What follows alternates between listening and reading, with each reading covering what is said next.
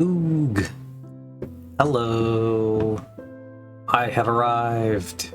It's Minecraft. Let's go. Yeah, I made it. I'm here. Stream is real. Amazing. Oof. Ugh, how's everybody doing? Hope it's a great time today. We're gonna jump right into the game. Because why not? Oop. My hitbox is on, as I like to always have hitboxes when I am collecting a bunch of junk. Alyssa is here.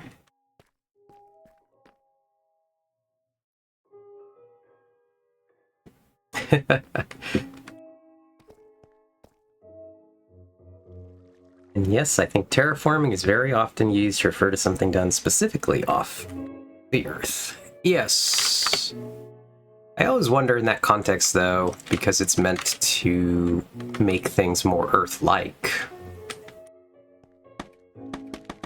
If we are even really using it in the correct context in Minecraft. Yeah, how are you doing? Ox, how's your day going? That is not high enough.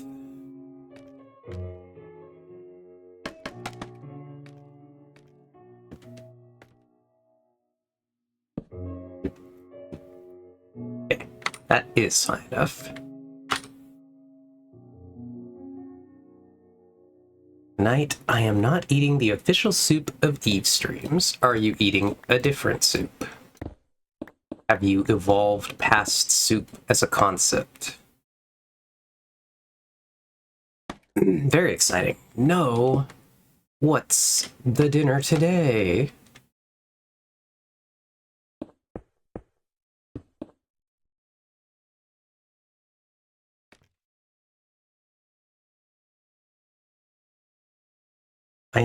I have eaten steamed vegetables and am soon to eat teriyaki chicken. Nice. That's cool.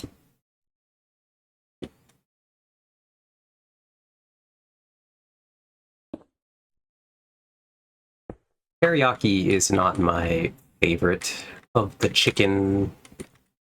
The ways to do chicken, like to make chicken. Generally not a... My brain associates it with being very sweet. Hey, Mig. What's up? Can't stay long because night is game night with friends, but no one on yet, so I'm here. Oh, hey. Well, that sounds exciting. Thank you for dropping by. What are you all playing for game night? What's on the game night agenda? Can I reach that? Ugh, I got it. Is it Minecraft? Because... Minecraft, or is it actually, like, something else? Which recipe? Okay. Recipe is very good, but would definitely trigger your sweet meat aversion. Yep, that happened before I even read that message. Hee. This really is a different thing that doesn't taste much like an actual teriyaki chicken, but still interesting. Gulf it unless one of my friends says no to it. She hasn't gotten back to us yet. Oh, gotcha. Is Golf It like a golf with friends style game? Or, like, is it more serious golf? Okay, we need to just, like, rein in this whole section a little bit more. Eh.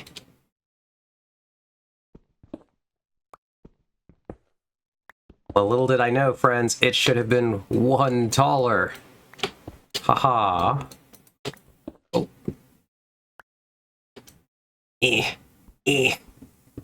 Got it. Yeah, it's a silly game to my knowledge. I've never played it before. Gotcha. Well, I hope it's fun.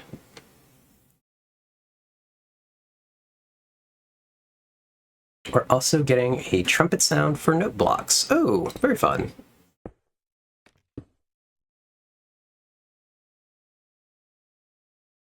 None of that was related to anything, but for a second I thought it was somehow. Sounds pretty bad, to be honest. Oh, that's unfortunate. Well, like I said, though, Mig, I hope you do have fun with the golf game with friends. I think a lot of those like silly party game type things are pretty fun when you have a good group to play with. And it kind of sounds at least a little bit like it's one of those. All right, so we need to shave a little bit, I think, off of this side now.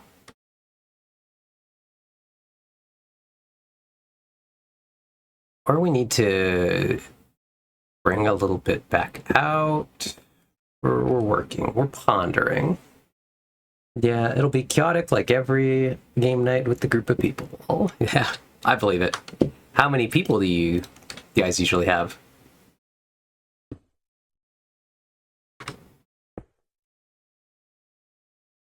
Cough, cough. I have like the weirdest mild cough, so I apologize in advance, friends. It's allergy related.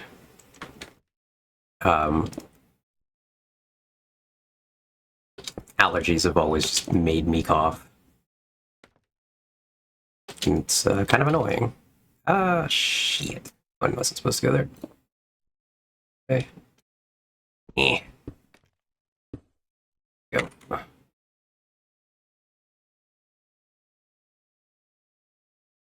Alright. We're getting somewhere.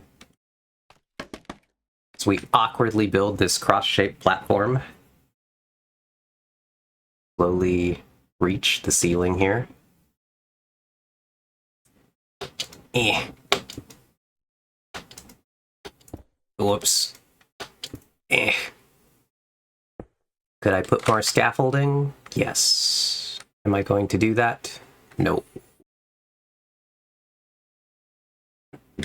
Because I just don't want to.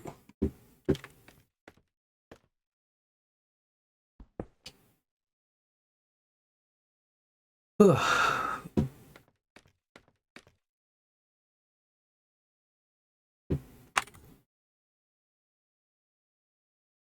But yeah, this part of the ceiling was super messed up because originally there was a cave in this area, in the ceiling, and I cleaned it out. Basically, I've raised the ceiling here. I think the ceiling used to be like noticeably lower. It might have been to this level, and I have raised it by taking a cave that was here and removing the floor. But because I did that, the ceiling was like scarred in a way that you could tell that like I had mined in that area. And so I wanted to fix that today. It's one of those things that like you won't notice for the most part, I think, because like who's looking up like that? I am, obviously. I noticed, or we wouldn't be doing it, but I don't think most people coming to my base, this is why I've been turning on the hitboxes. You try to find blocks that have landed in the vegetables.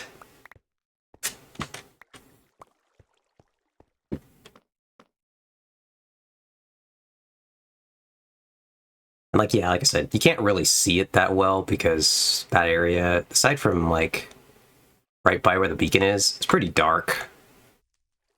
But like I gotta go fix that little bit of the corner. That strikes me as weird looking.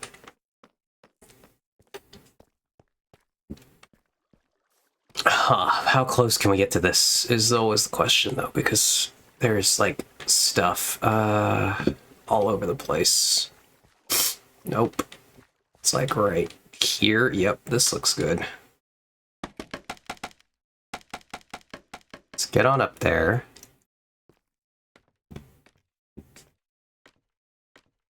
So, as I mentioned last stream, I went to go play in a 2v2 Riftbound tournament yesterday, and it was very fun. Artemis and I entered. We were one of 8 teams. There was indeed collusion. There was collusion, there was all kinds of not serious drama, but slightly funny, mild drama.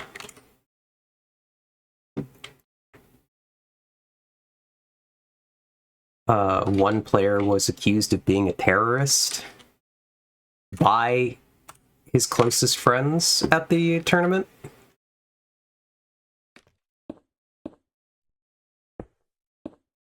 So that was a little funny. Oh, Vex was there? No. But yeah. There were a couple players who played very, very serious try-hard like decks, and their friends were a little annoyed with them.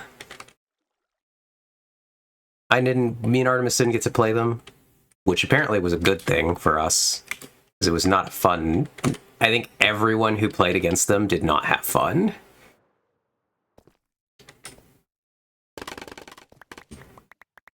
And so we got lucky, we didn't have to play them.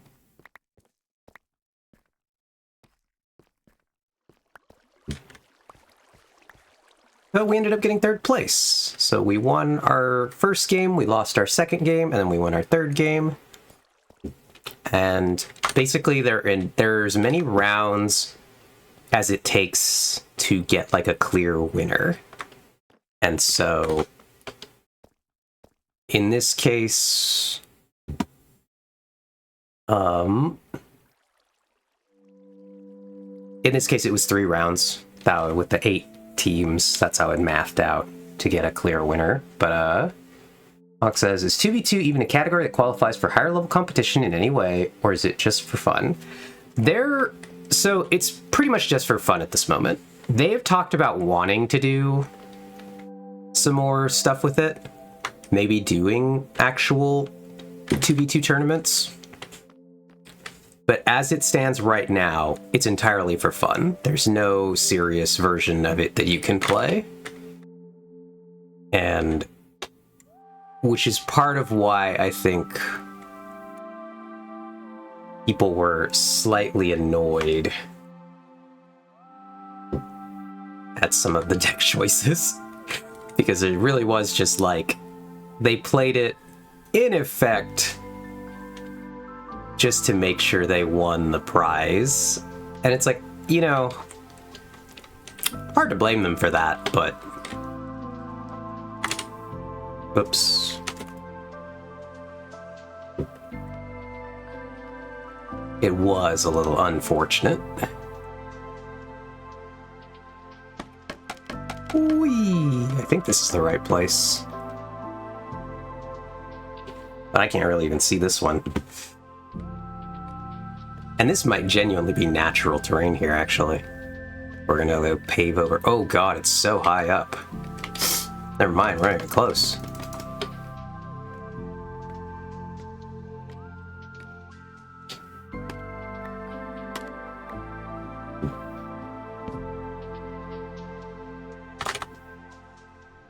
Okay, there we go. But yeah, so Artemis and I got third place. We played... Artemis just played his regular deck that he always plays with very minimal changes. A couple things just to more suit his playstyle than anything else. Not for real changes for the format. Whereas I played a radically different deck than I normally play. I took my Ari deck and I completely rebuilt it for 2v2. And it was a deck specifically designed to complement Artemis's deck. So I had a lot of cards that would do like really good benefits for him that I wouldn't normally run because I can't take advantage of them very well. But in the 2v2 setting... Oh, hey, Artemis. Man, Riftbound culture would be a nightmare for someone with the sort of autism that would make them try to figure out exactly the right amount they should be trying to win. Yeah,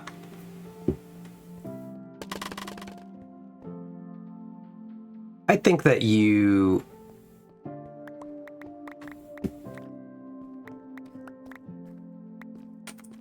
I don't know.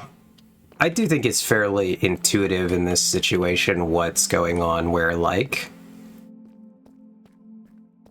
this store that I normally play at, and then the Artemis who says I am summoned is here. This store we go to is, like, incredibly casual.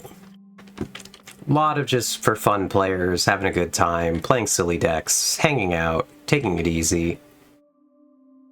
So, and it's like, it's that funny moment where the people who play there understand that, and so most people don't take it really seriously. We try to help new players, we're really friendly, we just are having a good time, and nobody's like there just trying to crush. Yeah, I agree, Artemis. Love the vibes of our store. It's just really nice.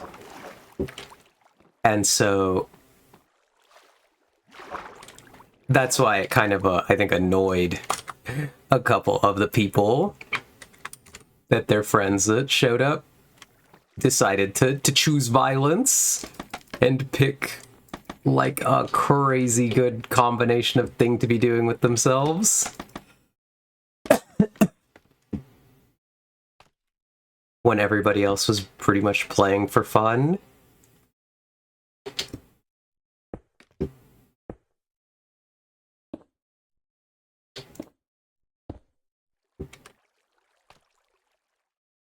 So that was interesting. Like I said, we played a total of 3 matches, and we won. Oh god, we won our first one. I would say relatively easily.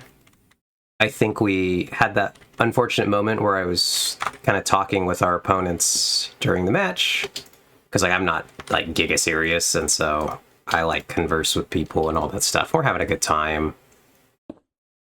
But afterwards, one of the guys was just talking about, like, he was like, oh man, I think that's, like, the worst my deck has ever, like, performed. And you could kind of tell his deck did kind of brick in our games.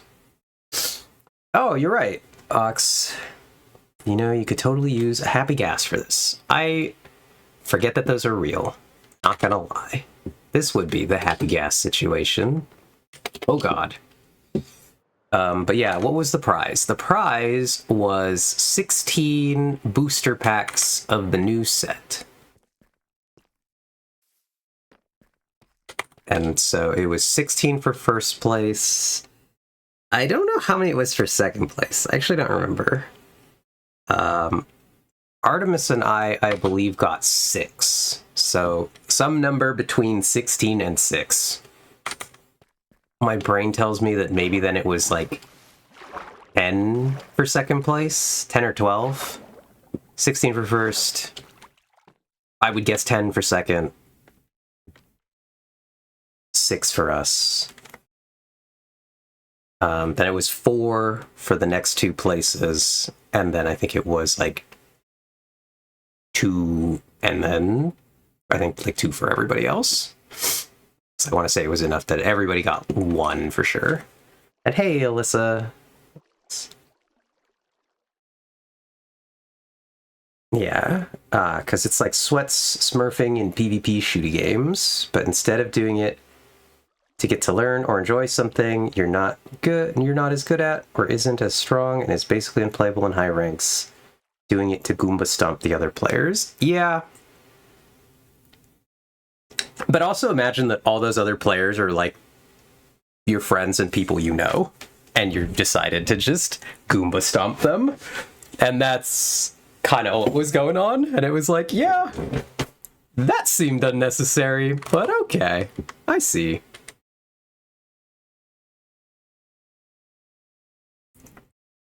Yeah, I don't think it really will in the long run, because like our store is just like really, really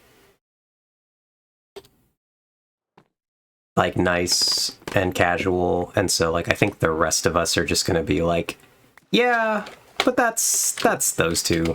They definitely are they are like the store's most serious players. I hope it doesn't really bother anybody in the long run.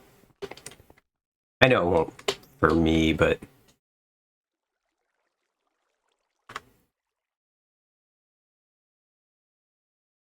I don't know. I get it though, because like part of card gaming, so like I walk a thin line in the way that I play the game as well. Because I have like squarely decided to play for fun for the most part. There's only one situation in which I attempt to play very seriously. And that is on my Thursday evenings when I go to the other card shop I go to play at. There, they do tournaments, and they do...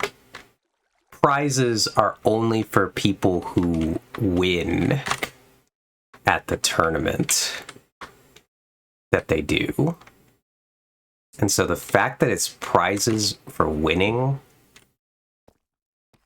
and then I've had a bit of a funny experience there because like I finally put together, you stream, you're kind of familiar with this.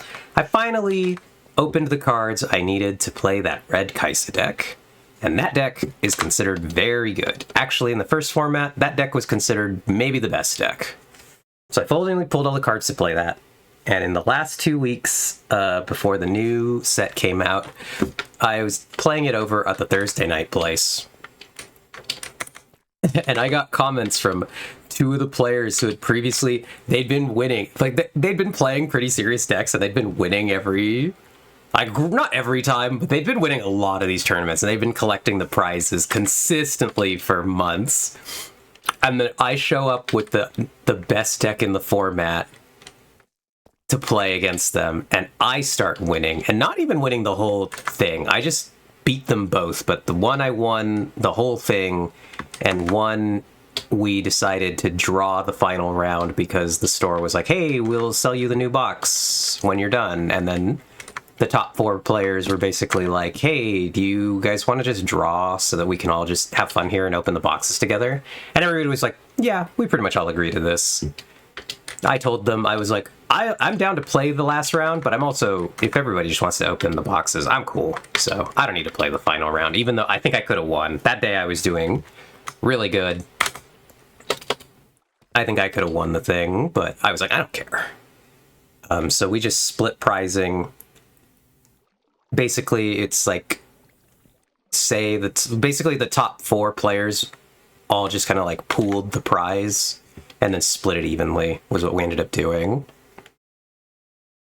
And then we we all hung out in the store opening boxes, and it was actually really cool. We opened a lot of really cool cards. It was a lot of fun. And it was a great time, but it was just because we decided to like, oh, okay, we'd rather be doing that. I think I heard a zombie. I hear something. What's that sound? Is that just like usual cave sounds? That was strange. Oh, and it must have been the horse.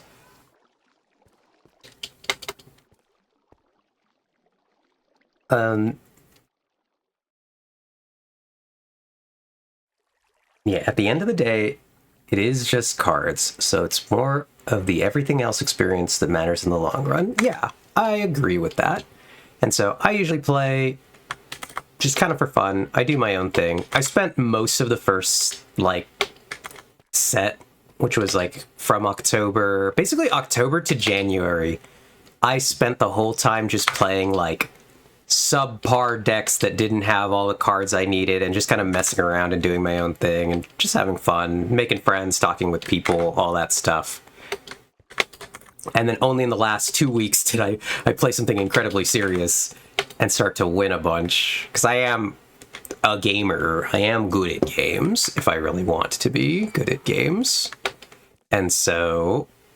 But when I started doing that, it was really funny because the 2 guys who made comments about it were both a gamer, hee hee haha.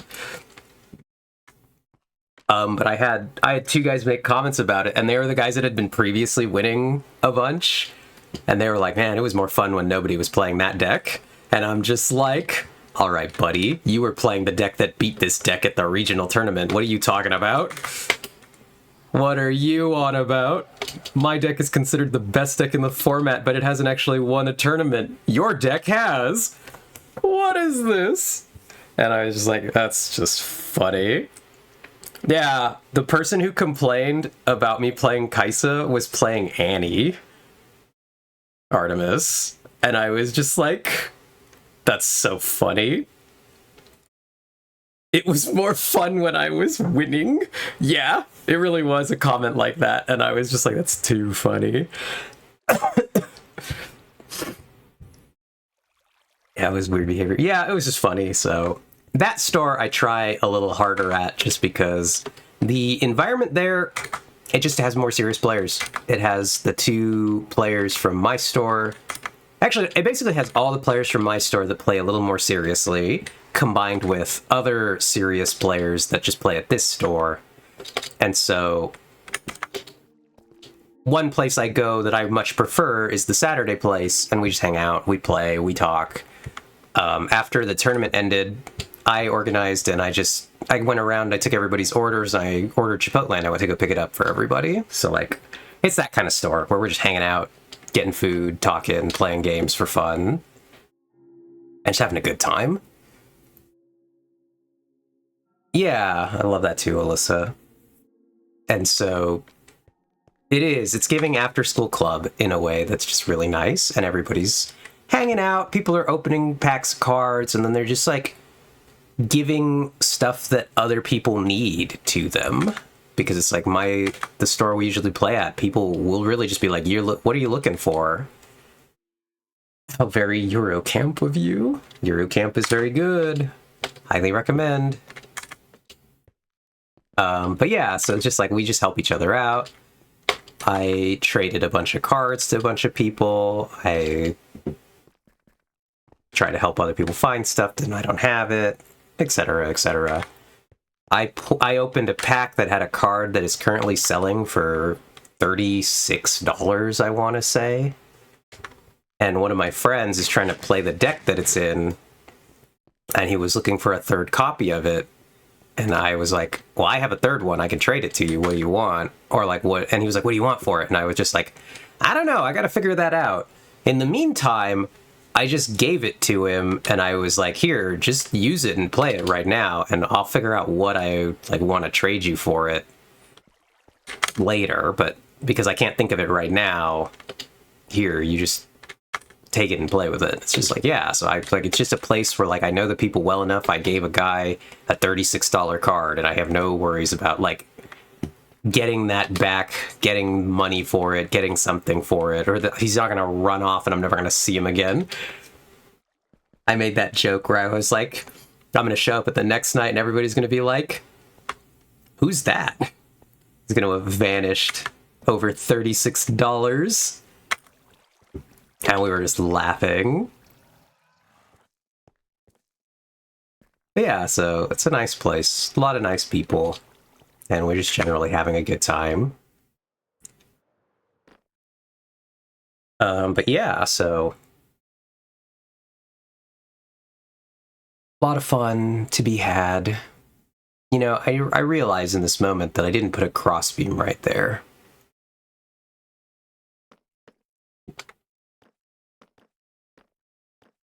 Not that that matters, but, like, it's not there. There's also a single hole in the floor or ceiling. Did I not notice that before? Oh. That's weird.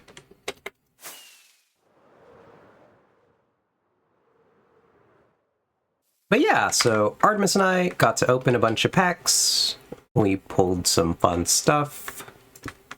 Nothing super mind-blowing, but we basically now have, like, all the cards we actually need to play the game, which is very nice. After last set, where we were really struggling to, like, put anything together because it was so hard to get cards, this time we actually have basically everything minus some of the rarer, more expensive cards. And so, like, I was telling Artemis that I was like, I don't think that we really need to buy too many packs this set. I'll just buy the couple, like, when we want to play. If we want to play X thing, then now I can just actually just buy the couple cards we need, but we have all of the basic stuff that you need for everything. Love Punch First. Would love to use it someday. One day. Yeah. It was very tragic.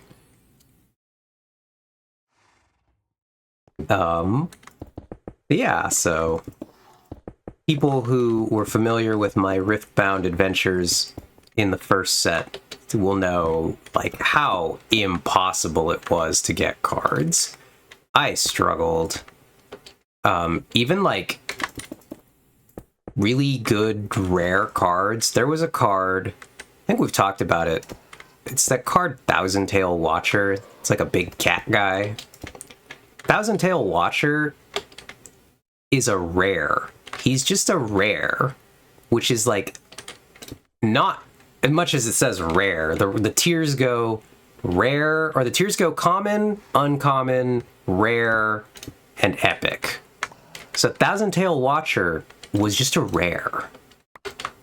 You get 3 rares per pack. And Thousand Tail Watcher cost like $40 at some point.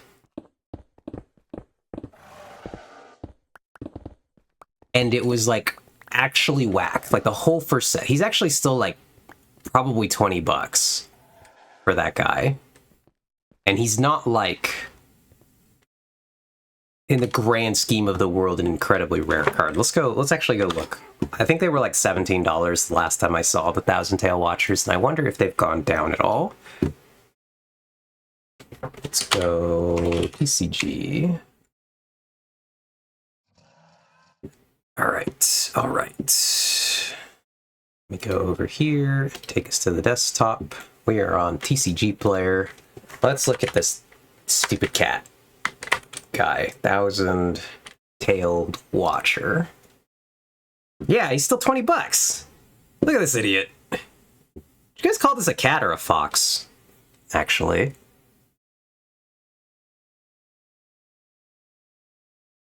Kind of curious, animal lovers in my chat. Did you call this guy a cat? A fox?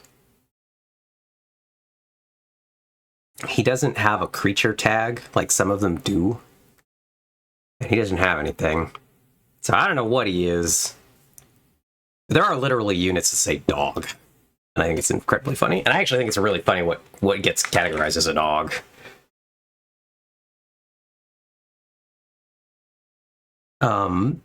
This guy. Look at him. He got categorized as a dog. Oh, I guess that's a furry then. Yeah.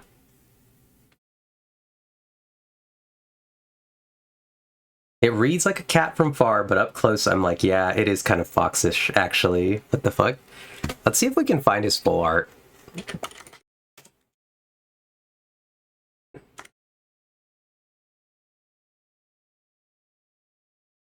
Because I think we can see... He should have a... Here's the full art for him.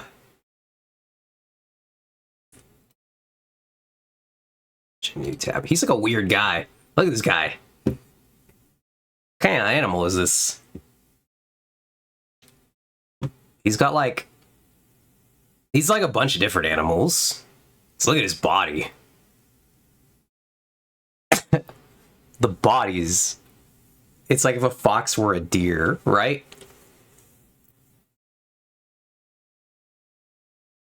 He's like a weird guy with a like a magic. His head is smoking. I'm not really sure what's going on up here either.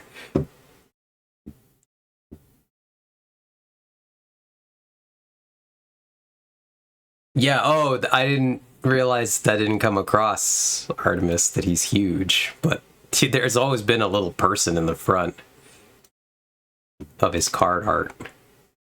They're just here. Unfortunately, they're under the text.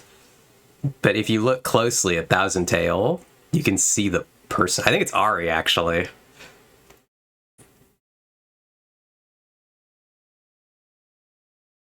So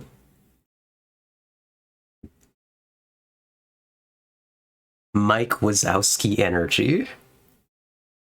Yeah, so a lot of the cards though actually have a full art. Lamau, okay, I hadn't noticed, but I also thought he was a cat. Is there any card you might want to see the full art for, Artemis? Because a lot of them do have full arts.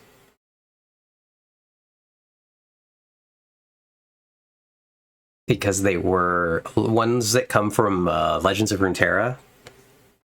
They actually painted a full-size art for them. It's not just the card art size. And in Legends of Runeterra, you're allowed to click on them and like look at their full art, which you obviously can't do in a real TCG.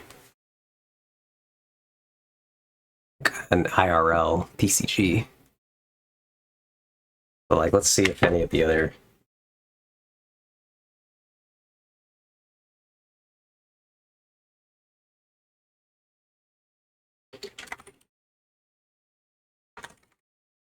See if there's actually any set brawler full arts. Because I actually don't know if Set came from, or if Set is using, because he's a splash art character for some of his, he might not have a full art. Kind of curious if they did. I don't think he does. I would think that this one should, but I don't know if we just have no way to see it. But yeah, so I'm currently making good headway on getting you a brown min-max haunts.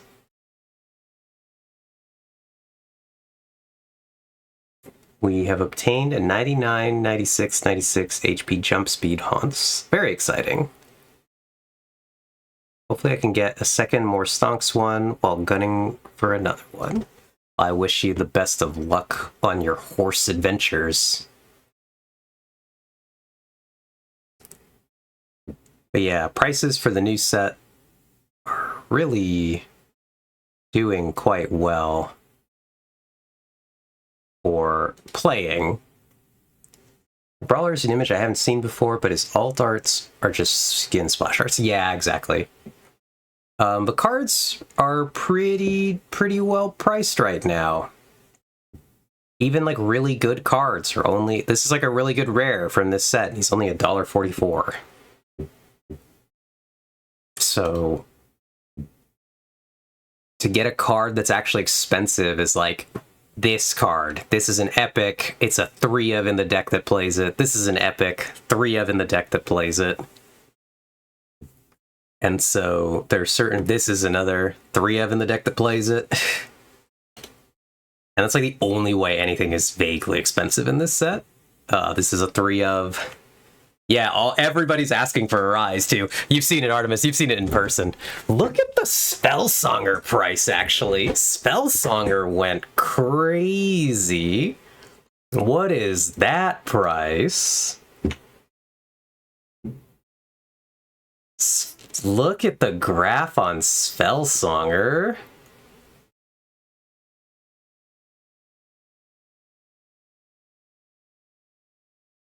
What happened here? I didn't realize Bone Shiver also went like that. Oh god, did Bone Shiver do that too? Oh, Bone Shiver is pretty... Bone Shiver went down and then went back up. That's funny. Oh shit, the shovel's up. Oh shit, the shovel's really up. Let's go, shovel stocks. We have one of these. It was $17 the other day. That's crazy. Let's look at the more details. Oh, I'd have to sign in to see more sales, but anyway, the shovel stocks are going nuts. That was only 17 bucks the other day. I'm glad I didn't trade my shovel.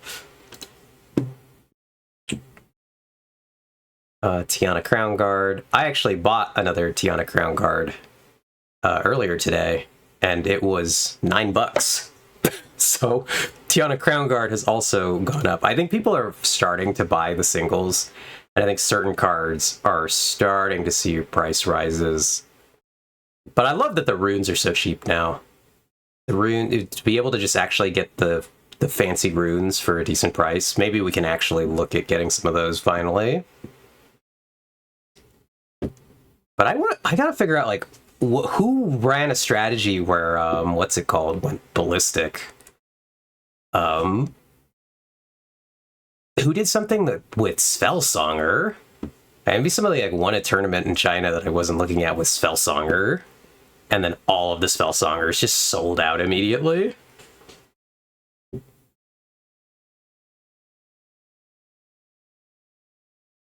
But yeah, I was looking earlier today at a couple cards.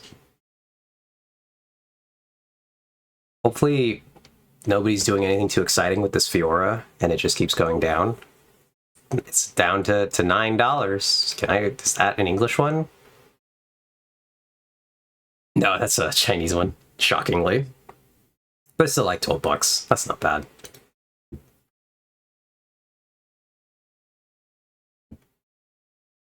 Yeah, so like $12 for one of the rarest fancy cards in the set, like of the playables, is pretty good.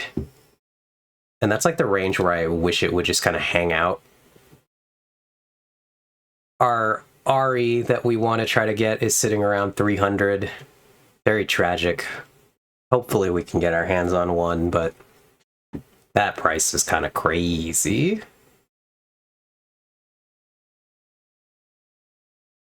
I'm going to put it into the wild with all the people I know that I'm looking for one and am willing to trade a bunch of things for it, etc., etc. But we'll see how it goes.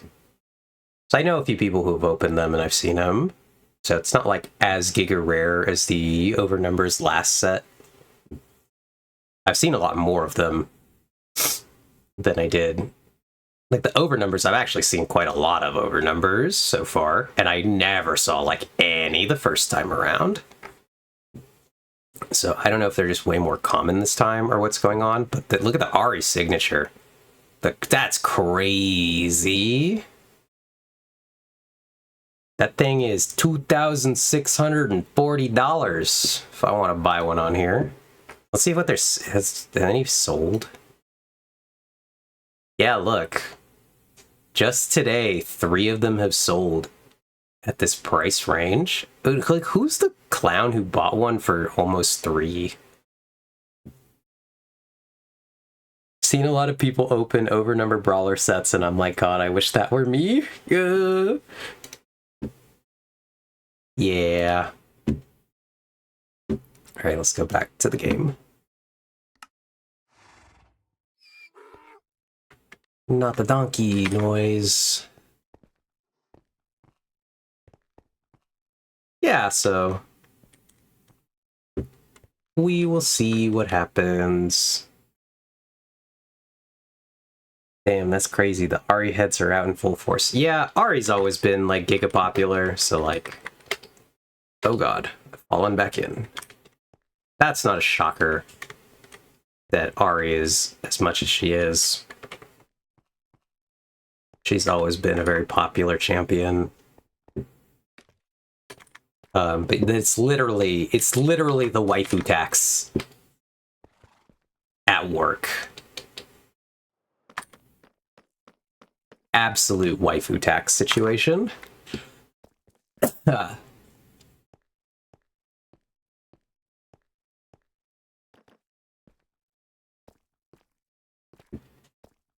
And the only way we're gonna get one is if somebody will trade me for other stuff I have. Or we open one, or I open something else that's incredibly good and then trade somebody.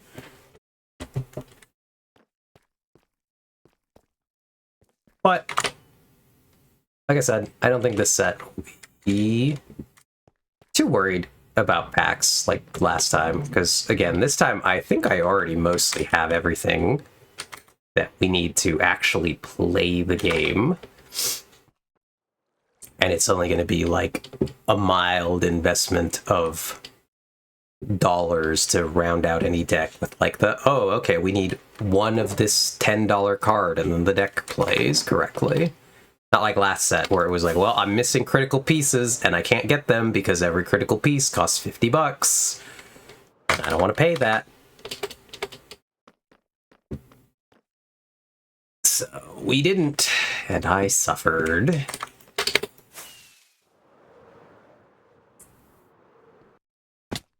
Ow. Not the horse collection. So I think we're just gonna block this off back here. I think that's the right play.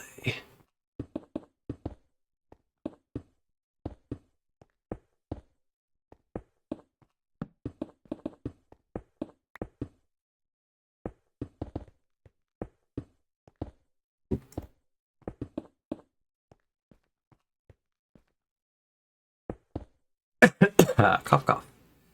Yeah, so looking forward to it though. Be going to the place I usually play on Thursday, and I have been working on my deck for a lot of today. I had to put my decks back together. I'm gonna take a drink of water right here.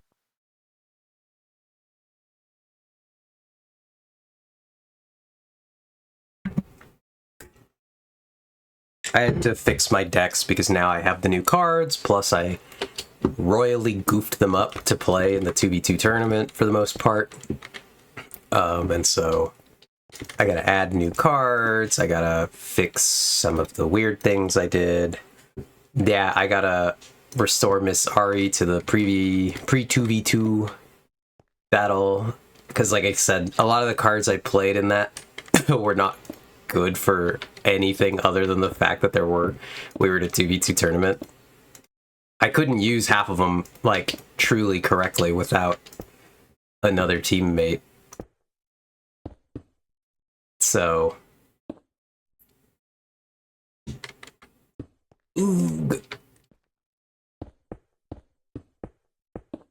So I redid the Ari deck first. I've now adjusted the Kaisa deck for set 2. And I gotta finish up with my Misfortune one.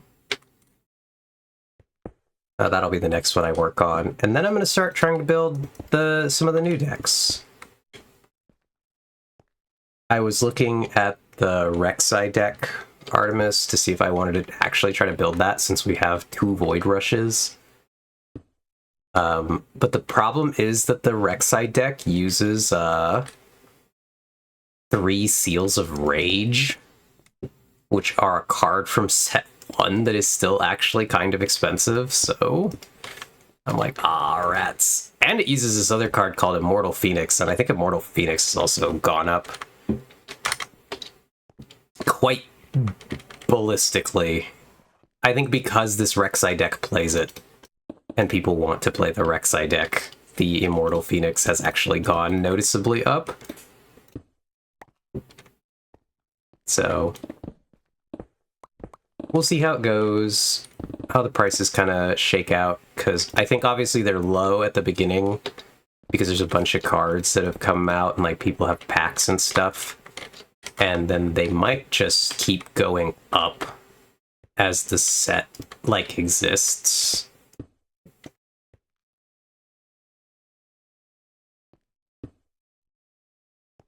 I saw a bunch of people on the Reddit for Riftbound were complaining about like the prices cratering.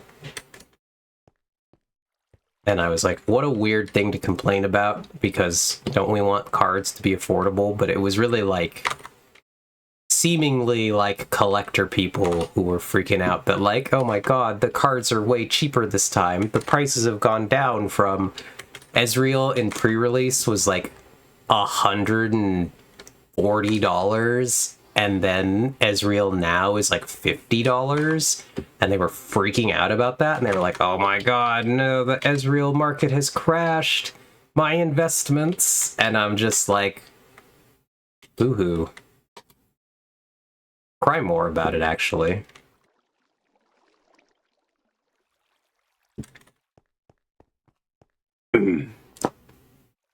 Yeah, how dare the prices come down when checks notes the actual release date happens? Yeah. So, according to Riot, Set 2 Spirit Forged is about 1.5 times bigger than Set 1 was. And like, I haven't had nearly the same problem getting cards this time because my local store has had cards, but I suspect it being only 1.5 times. I think we will actually, like, maybe this is me having an understanding of numbers a little bit, but I think if I buy certain cards now, I think they will go up. Because they're so, if it's only 1.5 times bigger than the first set, in a couple months, we're really going to be running low on like new stuff. It's like right now we're just in this big swell of all the product coming out, and then in like a bit of time, it's going to go back to the, well, there's not really much, and it's just not more coming because we're just now waiting for the next set. But like, yeah, I just like don't care that much. I feel like making an investment based on pre-release prices is just a bad decision that shows a lack of even the most basic understanding of how the market works. Yep. And it's all the people who like freak out at like really quick, like maybe I'm speaking a little too much like a marketing bro, but like in this situation it really is though that moment where I'm just like, but like, again guys, the prices will go up eventually again. They printed X number of cards. Right now, everybody has the cards because they're new, and people who don't have the cards are having to buy the cards. And then, in a couple months, there just won't be as many cards floating around the market because people bought them. It's kind of an interesting shape. I kind of like it, honestly, But anyway, yeah, there won't be as many cards. The prices will go up. I kind of think now is the time to buy things that you need because they're so low. And it's probably some of the lowest of the prices are going to be overall.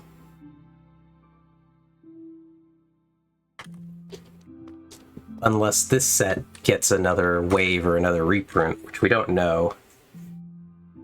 But yeah, the market dips and they're just like, fuck, my life is ruined.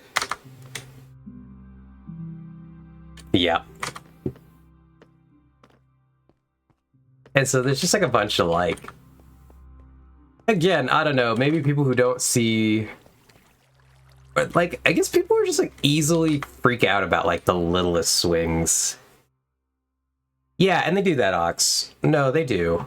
It's just that the set reprint's not going to be fast because they're already, in theory, printing. Set 3 launches in like May or something. So like right now, the production is tied up making the third set of cards. But they've already talked about that they're going to reprint set 1 to help with the set 1 issues. And so, and they've talked about it that they're just going to keep printing set 1 while there's demand for it, because set 1 is like an important foundational set. And so they don't want it to be like giga scarce and super expensive. They want it to actually be like accessible and easy to get. So that one they're going to print more of. But I've read between the lines on that. They haven't actually then said that they're going to print set 2 in a significant quantity. They've really only talked about reprinting set 1 and not about set 2, which is the one we're on right now. But usually what happens with these card games is that, so like Yu-Gi-Oh, for example, Yu-Gi-Oh, basically they would print the set and then that was it. They printed that set. That was all of the set that there was. They went out, they sold, then they went on the secondary market, people traded them, all this stuff. Then they would print the next set, then they would print the next set, and so like sets gradually got more expensive as like the first set, as it was no longer being printed, it was kind of rare. The sets got expensive. But then eventually what happened is Yu-Gi-Oh! Printed a thing called Retro Pack. And Retro Pack was basically a collection of all of the best of cards from older sets that needed reprints to be accessible again. Just bundled together in Retro Pack. And so they didn't reprint set 1 ever again. Well, they did print it again eventually. But they didn't reprint set 1. Instead, what they did was they reprinted the card in a Retro Pack collection set where you could get a bunch of really good cards. Like Retro Pack, I've seen the cards that were in the Yu-Gi-Oh! Retro Pack 1, and that set is bananas. That thing is crazy good because it has so many excellent cards from the previous stuff, and just like they reprinted a lot of really rare cards as commons in that set. Yeah, Artemis. So they reprinted a lot of really rare cards, but as common.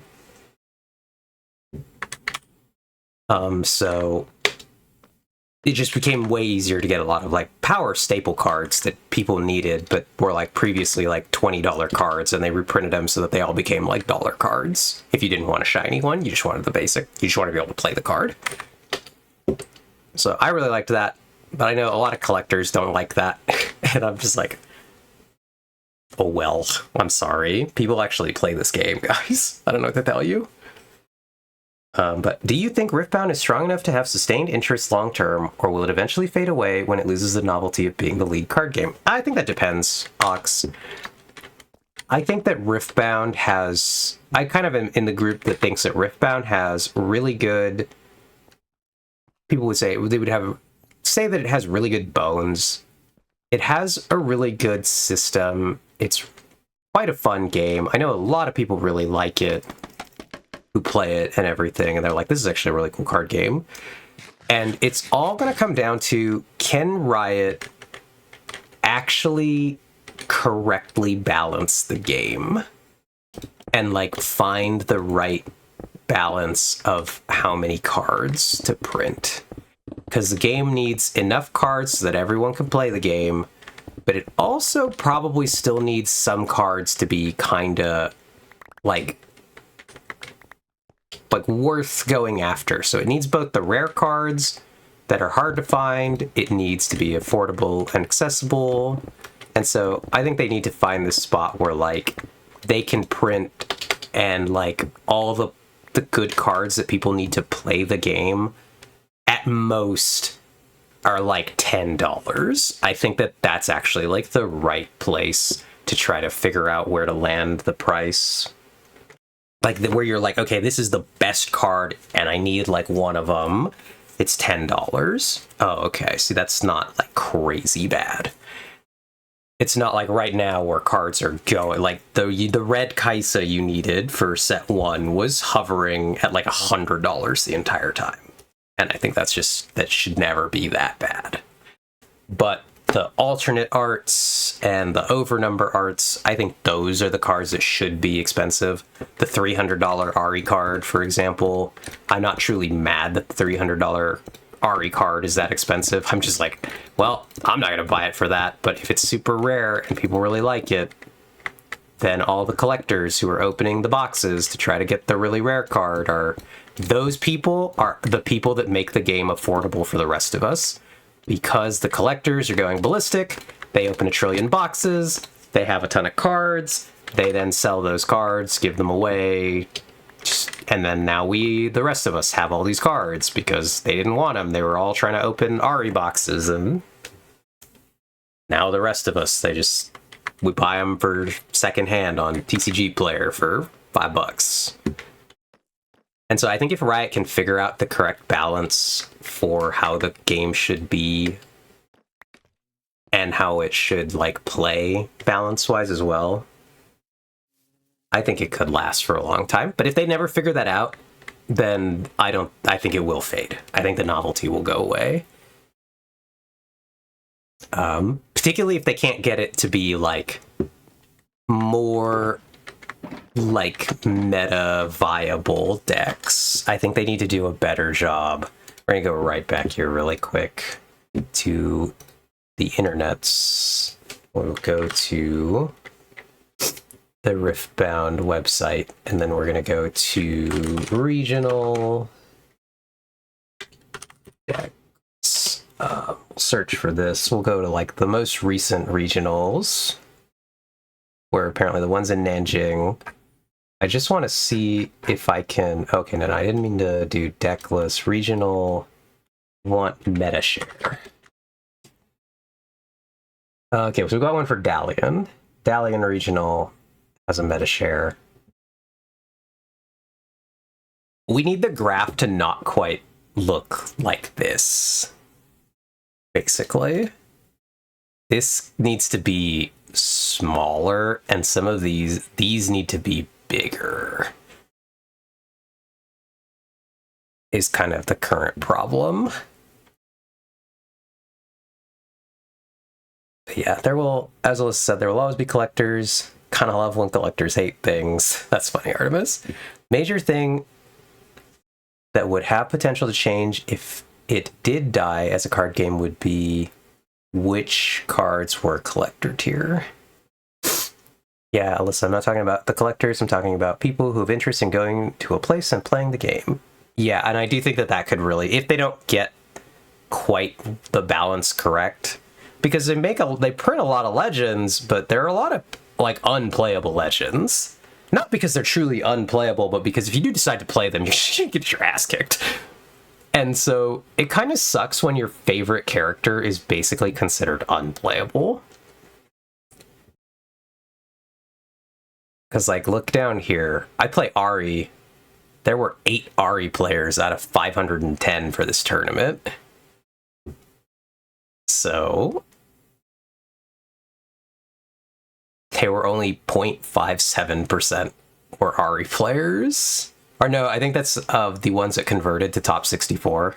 So there were 8 total players, and 1 of them made it into top 64. So their conversion rate... No, I think this is actually the percentages. So I think it was 1.57. That's if I'm reading that correctly. So really it was 10%.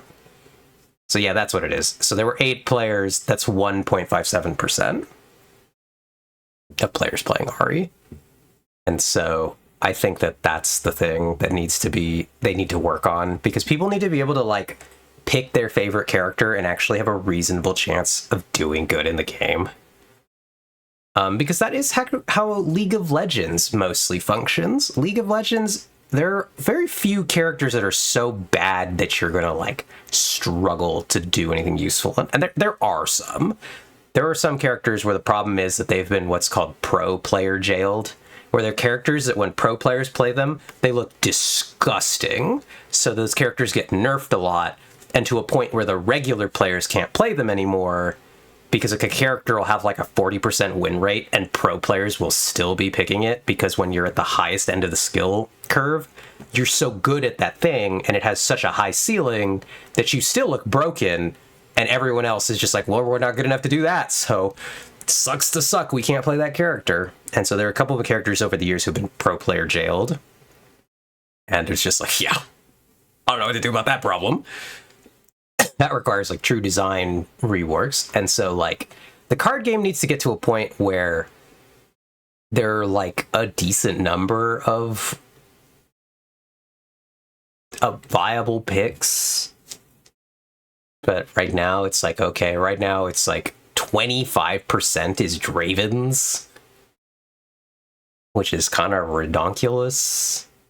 That's not the worst. And the good thing for us has been that the Draven pie has been shrinking. But let me catch up on this. Especially since they need to produce physical objects, they have to be careful about making their price point too high, because balance changing in a physical game isn't as flexible as balance changing a digital game is, for sure. That's an issue that gachas end up in all the time, and most of those aren't PvP. Me, Eve, dealing with game dev balance problems. Yeah, so again, gachas run into the weird thing where it's like, we gotta make these characters, like, we want you to roll gacha for them. So A lot of them probably launch pretty strong. And then eventually they're like, how do we balance this? We can't just keep power creeping to sell new characters. But if we release underwhelming characters, then nobody buys them. And again, at least in a digital game, you can really like try to figure that out. But in the card game, once you print the legends the way that they are, it's if that thing is not good, then there's no way to fix that. And it was just like someone didn't super think about it in context of, like, okay, so I actually just got this card this weekend. I got this out of a promo pack. This is Annie Legend. And this was a card that was super rare in the first set because it was only in the $30 starter box that was selling for $200. And so I finally got one. I can actually play an Annie deck now. And the thing, though, going on with Annie is that Annie's power, her legend power, is at the end of your turn, ready 2 runes. And they put her in the starter deck because they didn't think she was going to be that good. And then she turned out to be super good.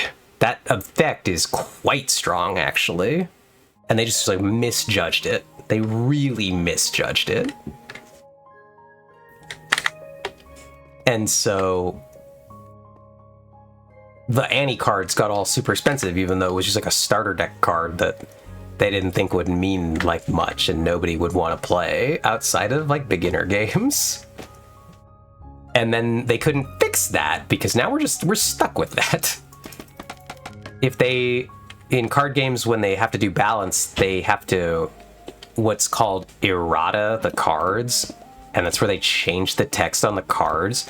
But then you have a bunch of non-errata versions of them floating around that have the wrong text on them. So like I have some really old Yu-Gi-Oh cards from back in the day that I have the old, like, broken versions of because they got errataed later. And I have the old ones. And so, like, if I were to play with those cards, I'm allowed to play them, but I have to play under the new rules of what the text actually says now. And so, like, imagine if you're in a situation where you don't know what the errataed text is. And you have this card, so they're cards that simply don't do the thing that the card says on the card because the rules had to be changed.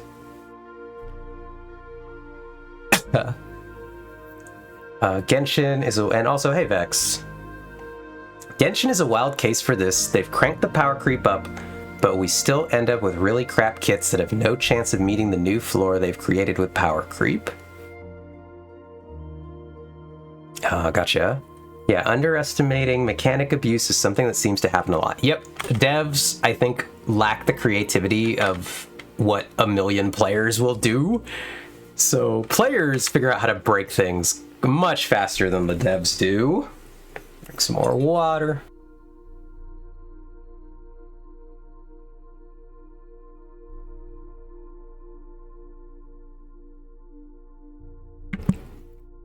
Ugh.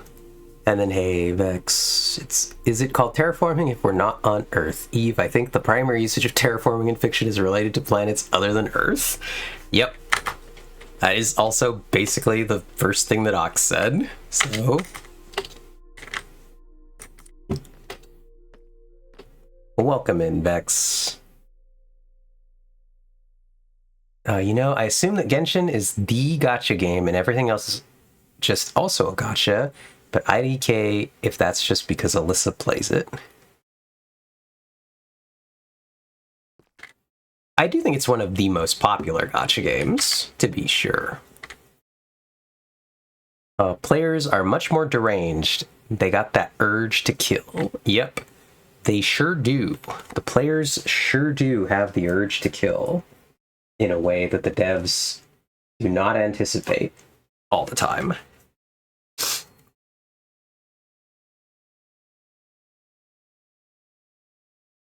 But yeah, Now that you're here, Vex, look, I'm getting closer. I can almost build your deck. I got 2 of that fish boy. I actually think I have a 1/3 of that fish boy somewhere. But I have 2 of them that I just acquired. It's happening. And by the time we can actually hang out, I'll be able to assemble and hand you your hideous purple monstrosity. Will it be good? No, but I actually have a full place. I have 3 invert timelines. You can only play 3. I have the full playset. So we actually have 3. Incredibly funny. Right, let me go back over here. Funnily enough, I found a very cool idle game about terraforming recently. It even has renders of the planets that change over time as you terraform it. That's pretty cool. Unfortunately, I'm not much of an idle game player, so I'm having trouble getting into it, but I will give it another shot. I kind of agree. I'm not an idle game person. Genshin is just one of many gachas. Genshin definitely broke through into a more generic appeal that most gachas don't normally obtain. Yeah, Uma Musume is another gacha ox, and it is one of the most like successful gachas in Japan. It's quite disgusting. But yeah, amazing. Now we just need 6 invert timelines. I also played one like this years ago. It was called Terragenesis.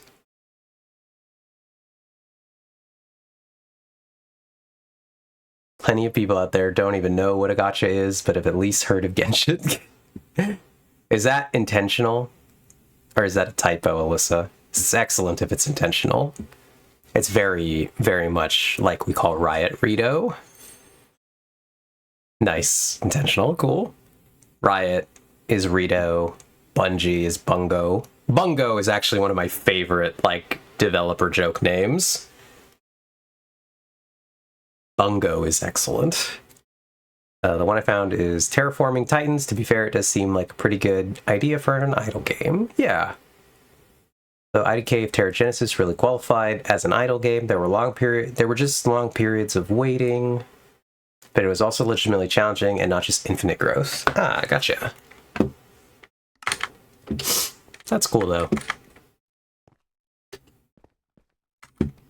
All right.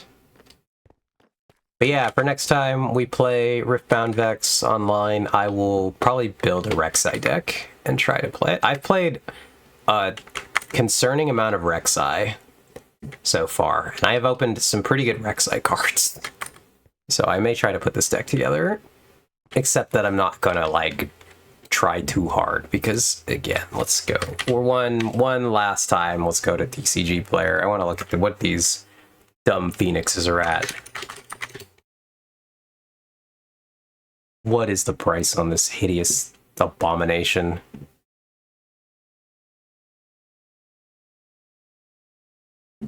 Look at this guy. He's $33. Look at his chart. Look at his price graph. Foul. He got down to $7 in December. And then he was sitting at like $15 in February. And then the set came out, and he shot up to $32. And I'm just like, damn, that's crazy. I actually don't even have a single one of these. So, I'm not buying this guy for $30. I didn't even want to buy that guy for $7.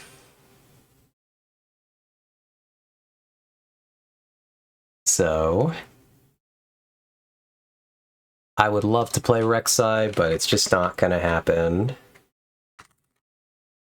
Because the other card you need 3 of is this thing. That's not Furious's Rage. Need 3 of this thing. This thing's $20, so... ain't happening. We're not doing that. Much as the Rek'Sai is actually pretty fun. But I played a lot of Rek'Sai because my pre-Rift event that I went to, I opened Rek'Sai.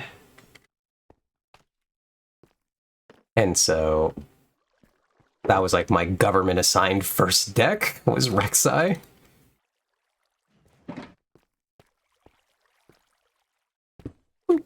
Collect that.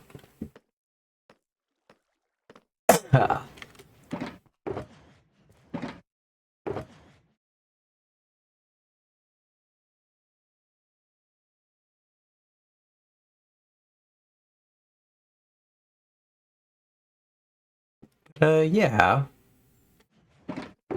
Silly Riftbound. So yeah, I don't know though. We'll see how Riftbound does in the long run. It will really, again, just depend on how good Riot is at solving some of the problems that the game has in the long term. If they do a good job, I think that the game can stick around, because I do think a lot of people really enjoy it. But if we end up with like bad set after bad set, then obviously we'll slowly lose out on players.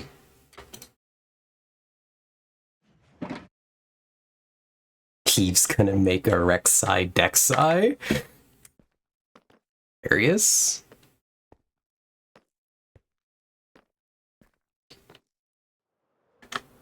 Alright, what are we gonna do now? We've kind of done the thing I really wanted to do. So we have two options here, friends.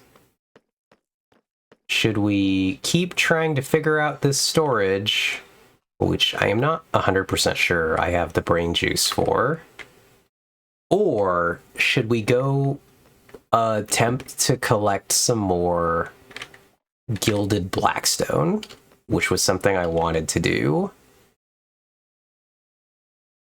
and is potentially very funny. Potentially, we're gonna die. I have died a not insignificant number of times collecting gilded blackstone.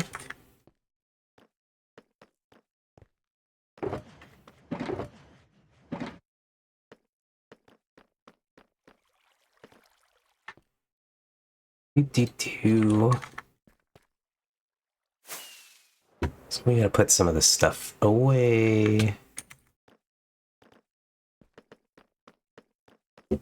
I don't know how far out we're gonna have to go to find unrated bastions, actually. I don't know what the bastion situation out there looks like. Even with the nether mob switch on? Yes, Ox, because the nether mob switch does not solve the most critical problem of bastions, which are the piglin brutes. The piglin brutes are unaffected. They simply do not care.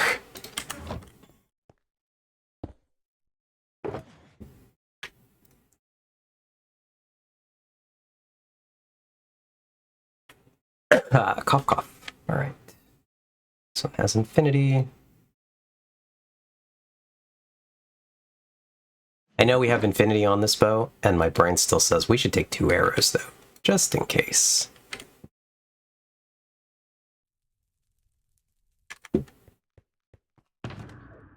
The problem becomes when the problem with the mocks is so that they're manageable, except that sometimes you just don't know that there's one there, or you'll be like mining and you'll like break into a new chamber and then you'll just get immediately jumped. Time to bring a bucket of lava for killing the piglin boots. Yeah, they spawn like shulkers from my understanding. They're generated instead of spawning naturally. Yep. They just exist. So, do we bother? I don't think we bring our chest plate, because I don't think the chest plate is actually the thing that matters. I think the high mobility of our elytra is actually going to save us more than anything else, really. Oh god, if they had a chance to duplicate when damaged, bad. That would be bad. Piglin brutes spawning out of each other. Well, they'd have to have a way to hit each other, which I don't think is possible, but that would be amusing. Yeah, it would be funny. Alright, so let's take a look really quick on the map.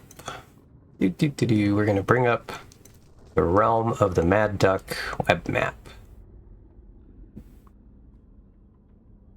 Let me go over here and make it so that we can all see the map, the mappity map.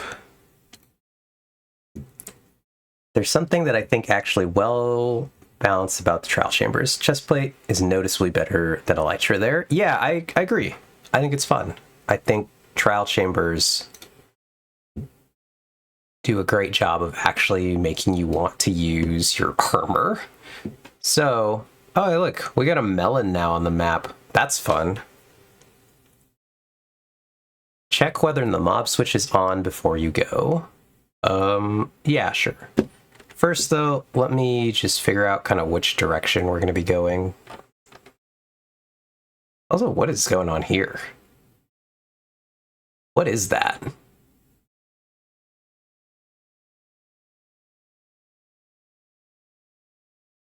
that the end of the tunnel? Why does it look like that? Anyway, we're going to want to probably go somewhere over here-ish to try to find bastions. I think I've been to some of these. We'll see. We'll go out this way. We'll try to go in here first, to this one. Oh, is the tunnel floor showing right there? That's what that is? Oh, okay.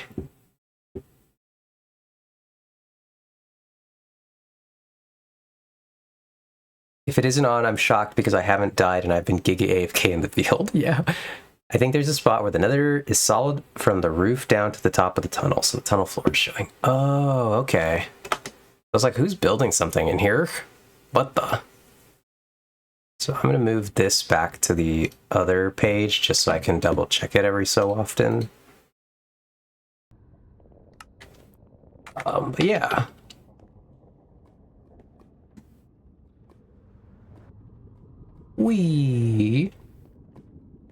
There's an exit out here somewhere. There it is. Now we begin the adventure of trying to navigate the nether. Wish me luck, friends, because flying in here is bad sometimes.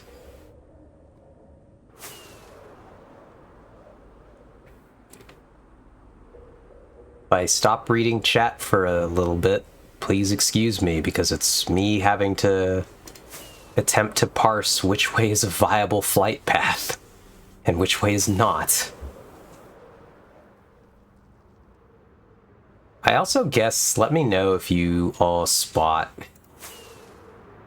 I suppose while we're out here, we could look for one of those baby ghasts. Do I really want a ghast? No.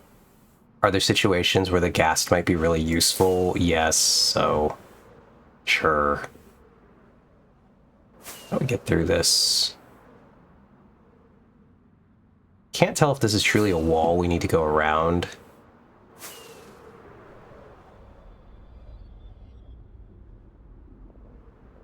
Where we can quite... Ah, here we go.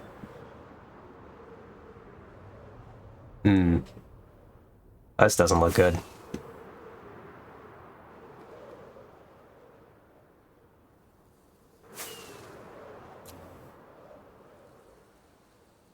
Well, this doesn't look good. Okay, no, we can run through this area. Right, let me check where we are really quick. Navigating, how far out have we gotten? Actually getting pretty close to where I wanted to go. But we have to go noticeably that direction. I'm hoping we can go through this space here. Oh, maybe not. What is this? This is a forest. Do we get back into the open out here? Okay, there's the lava down there. Okay, okay. Alright, this looks promising. Well, it doesn't quite look that promising, but it's something.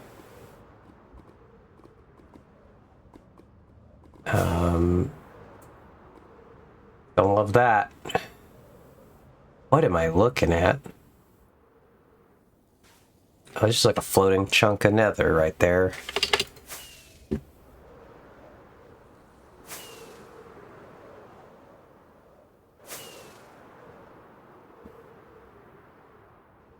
Okay, we've arrived at a bastion. Let's look on the map. Is this a bastion I intended to go to?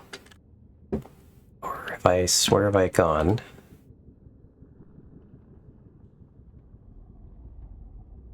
No, we're pretty much there. We've pretty much arrived at the location we wanted to be at. There actually is apparently another bastion right over there.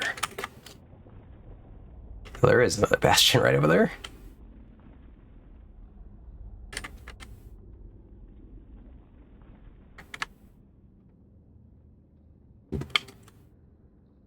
Alright. So, we're turning hitboxes on. I'm sorry if hitboxes bother people.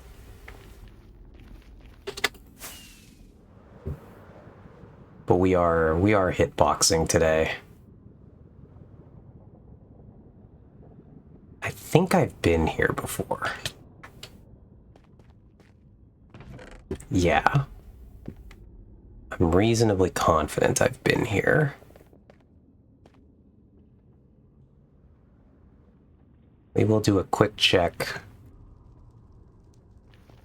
So we don't technically need the loot. But no, here it is. The sure sign that I've been here is when you go to the foundation of the bastion and it looks like this. I've already Swiss cheesed this thing.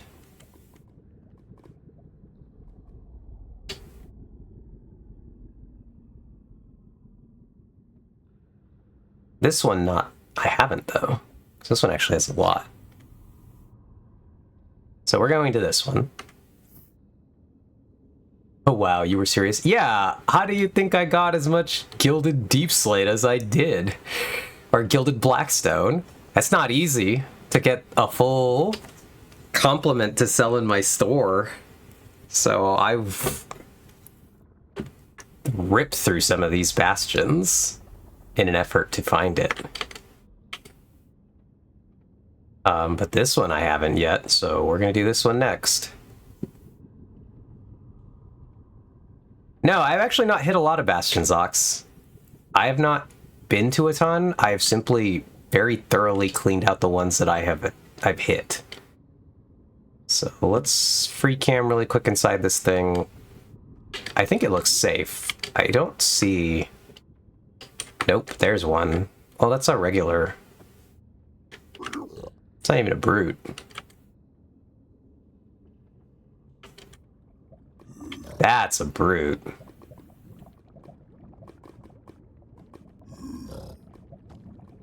Well, honestly, that's a much better practice.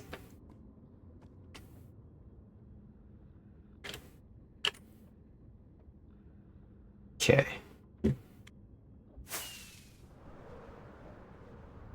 Weep.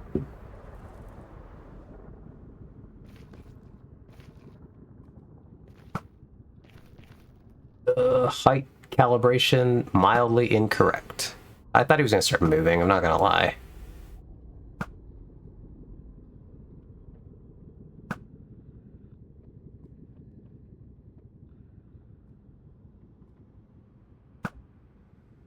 Oh.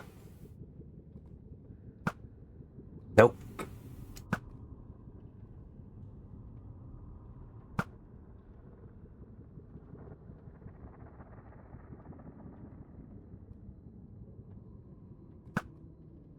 Oh, he's fleeing. He knows.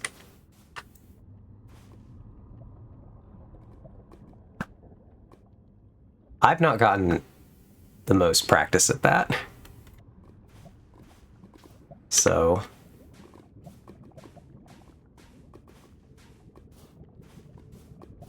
Well, I actually have done a decent amount of it. I just haven't done any of it recently.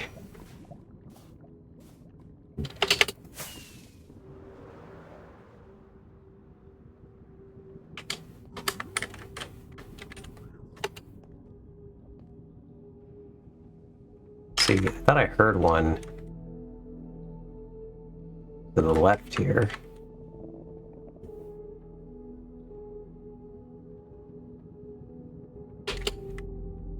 That's a regular piglin.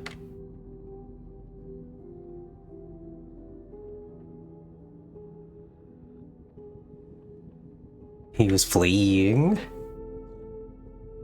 Oh, there we go. I did hear something. Okay. These guys trapped, though? Okay, they're trapped. Hilarious.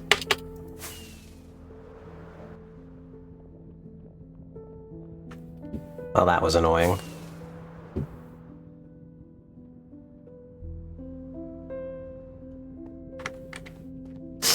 Lava time. I sadly don't have a bucket.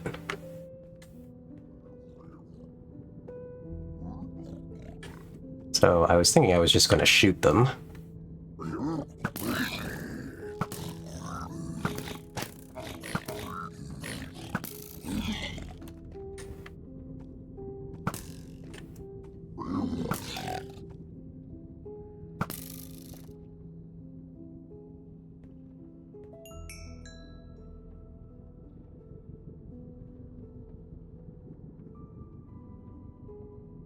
Okay, cool.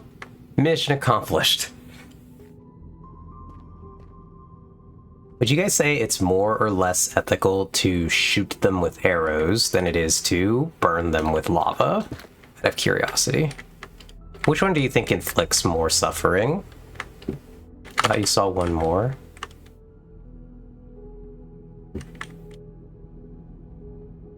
Not in that room, that's for sure, but did you see someone somewhere else, Ox, or did you mean in that room? Considering your bow is flames, I'm not sure it matters. Okay, maybe. Well, I'll scan for any other targets in the structure, but I don't see anything.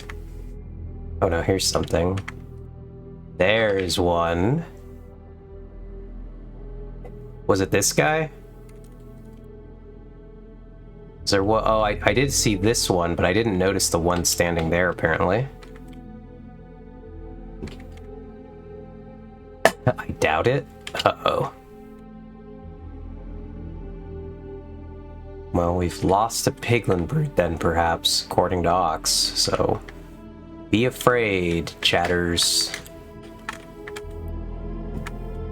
Piglin brute, in my opinion, one of the most dangerous mobs in this game.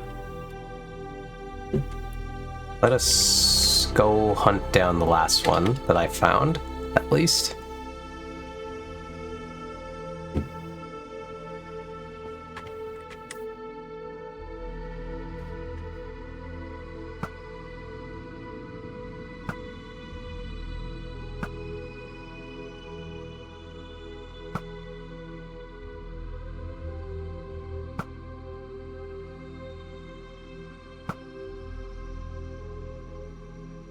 Oh, this is mildly annoying. I can't see nothing.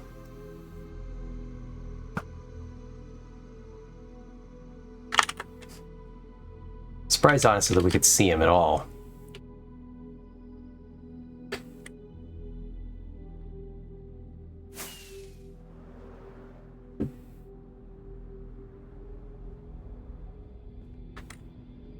There was another something up there. Regular, okay.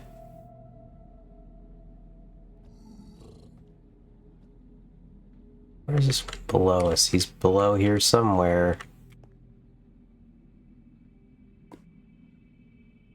Straight down? No, that's the regular, I think. Anyway.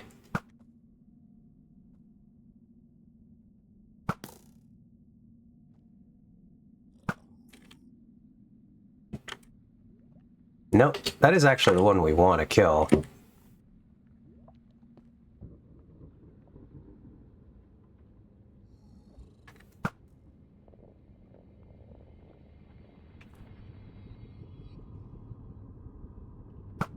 Good thing his simple AI has no idea what's happening.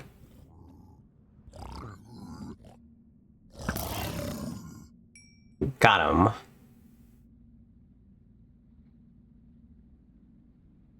Okay. We're looking good so far. Resume the scan. We are hunting.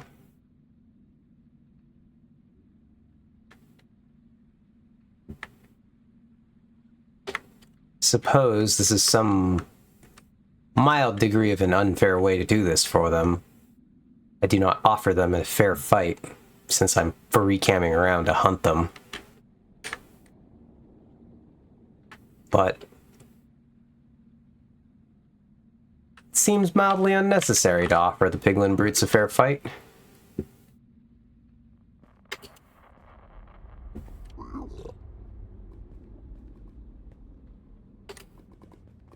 Maybe that's just me.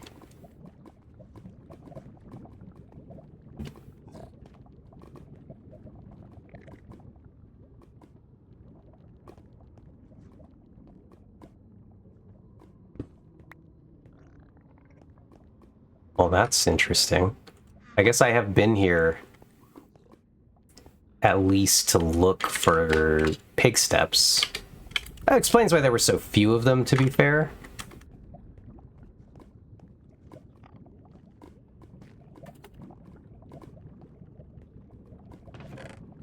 Oh.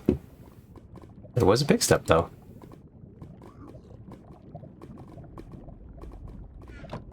Very nice. That's funny. Clearly I'd been to the other chest, but not to the important chest.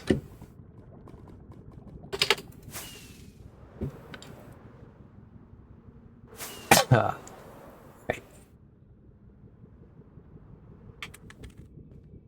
So, now I go back to the top. Let me check out what's up here. We Do Love Pig Step by Lena Rain. Excellent music. Max. Hey, oh, Curse of Vanishing. Okay. I see you. Don't think I don't see you down there.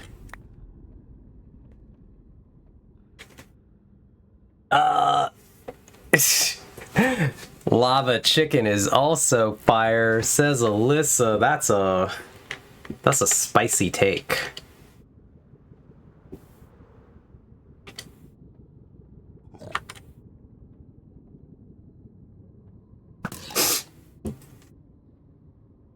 It's a good thing I got the joke, because otherwise I would have timed out. Well, if you don't mind sharing with the rest of us, I don't get the joke. So... But I know that it obviously must be one, because... Ox, big lava chicken, not enthusiast. Big lava chicken anti, actually.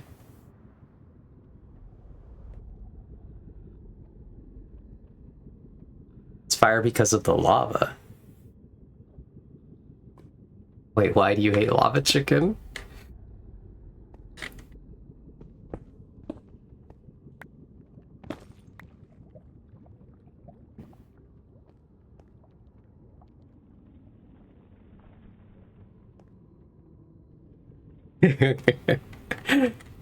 Yeah, Alyssa. Ox is like the biggest lava chicken hater of all of us.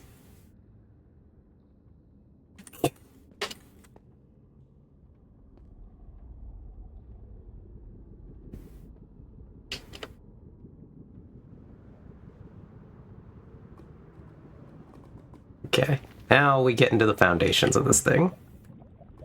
Ow. Gave me a good scare, honestly. Alright, let's see if I can land on this without incinerating myself.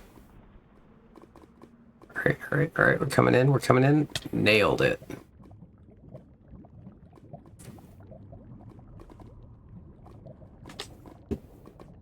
Okay. Yeah, wait, Lava Chicken, oh god, it sounds like a song made for a kid's TV show about Minecraft. It's so bad. And the villager sounds? Sad face. Can't stand it. The villager sounds are funny. But yeah, we do have a farm for it, apparently. Ox spent a good time solving the lava chicken shortage for reasons. Ox doesn't like shit tier meme music. I do objectively like Pigstep far more, but I don't dislike lava chicken. Plus the name is funny. Melissa, I go farm you, lava chicken. Yeah, lava chicken could be yours for a very low price. Apparently free in this situation, but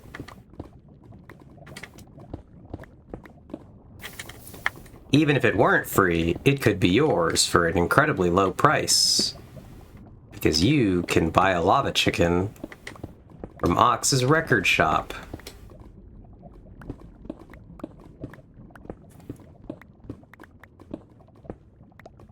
At the art store. For all your musical needs.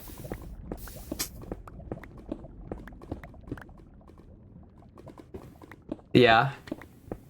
Alyssa doesn't have the diamonds.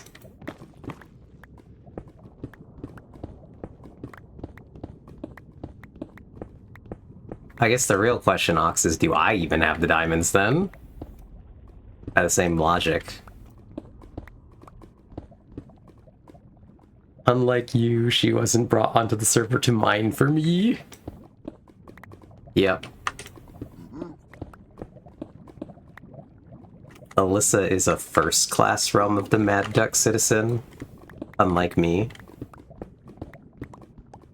I'm not even sure I have rights under whatever charter of Realm of the Mad Duck exists.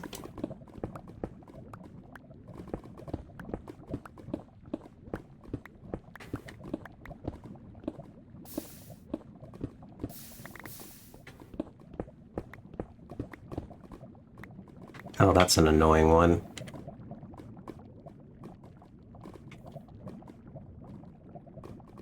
I have 3 diamonds. I'm here to build pretty things to mosey in, which is nice. Alright, what are the over-under that the floor here is lava? Yep, it sure was. Goodbye, that one.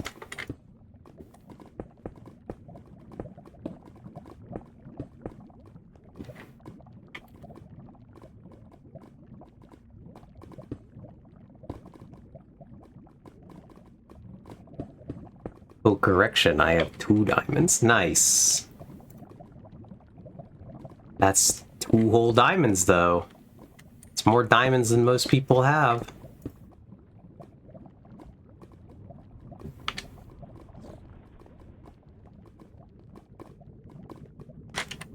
I also suppose, not that this matters, but we will type the customary greeting.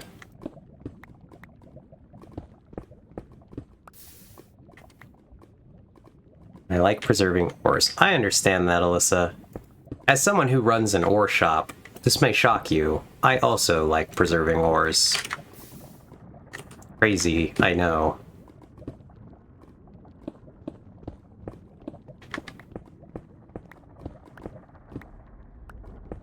Hey, we're through. Too much of a builder at heart. Yep. I do a lot of ore preserving.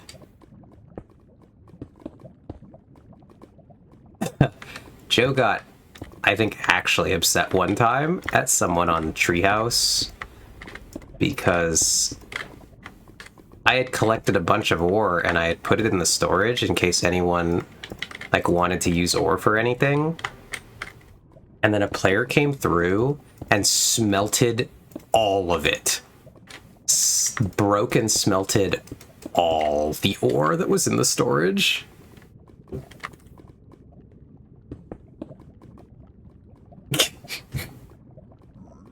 Yeah. Why? So cursed? I'd be pissed too? Yeah, Joe got real mad about that. He actually, like, posted, like, hey, who did this? Atrocities. Crime deserving of exile. Gold can be obtained automatically or can't. Yeah, and I don't think this player... The worst part was, I don't even think this player needed the resources. I think they just thought that that was, like, the only thing you could do with the ores. And they were like, oh, there are just a bunch of ores in the storage. I should smelt these for, like use. And then they did. And now Treehouse basically doesn't have any ores anymore.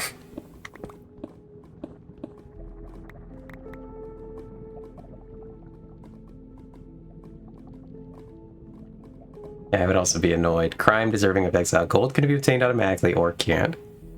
You're gonna do that, you deserve to be in single player, smacking my head. This is so blurst. As a minimal manual work player who does zero mining, I highly value naturally generated things, lol. I think I have less than a shulker of netherrack when I first finished the storage. Oh, okay. I guess, did you actually go check the other, the VOD for the other one? Anyway, Ox?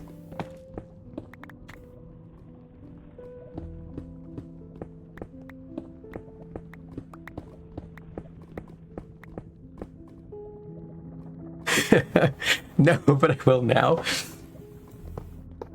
Because you're probably right. Wee.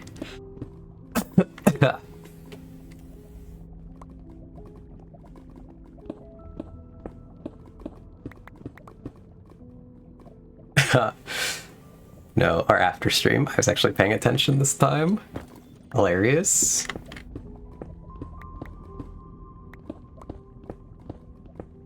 But you activated the sleeper lizard. I start just reading it completely wrong all the time.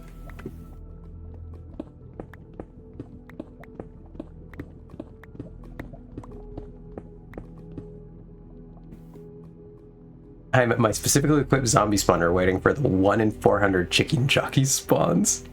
Yep.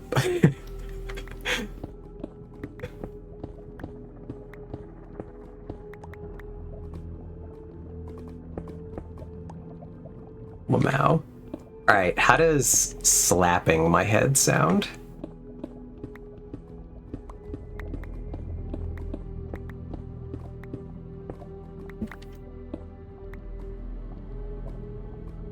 Do I need to be feared of mobs at night now? I don't think so, because Ox's farm uses a spawner, so they also ignore the mob switch.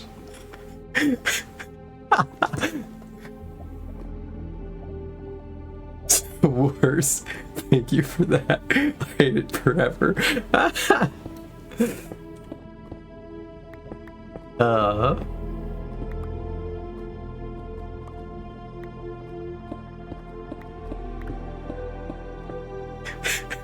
Have we considered smashing my head for the absolute worst circumstances?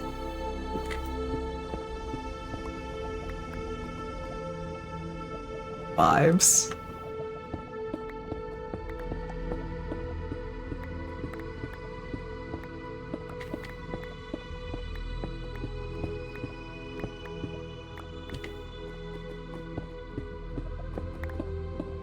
Hey, let's go, couple there.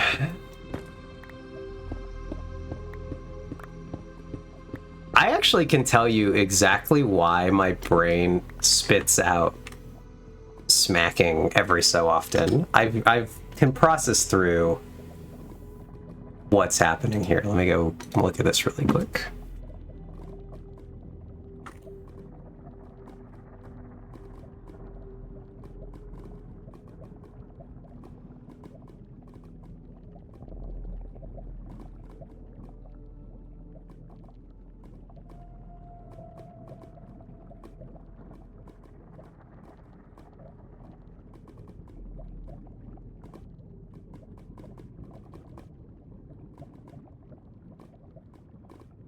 Because my brain is... I know it's happening now when that happens. Okay, here we go. It's this image is playing in my head for some reason. But in the, like, cartoon, like, kind of way. I'm conjuring this exact image for some reason.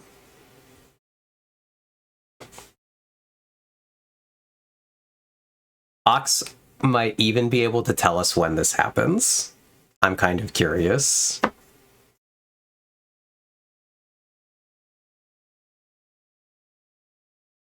So no head. Sorry, Vex. SMH'd it. It's pretty good.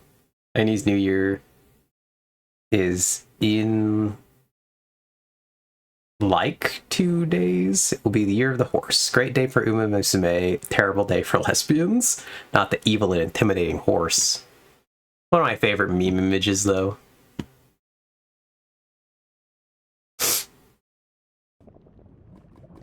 Love that Picard meme.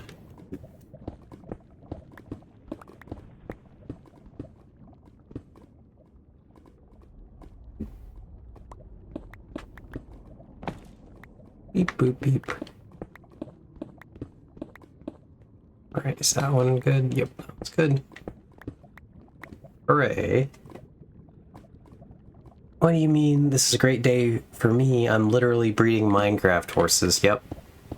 Alyssa is actually trying to make the evil and intimidating horse specs as we speak.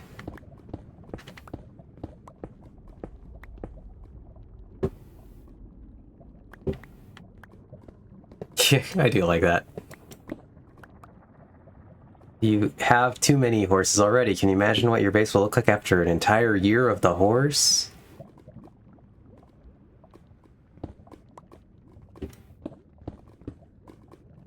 No, I'm just preparing for the year of the horse so that we may enjoy horses all year during the year of the horse. Excellent.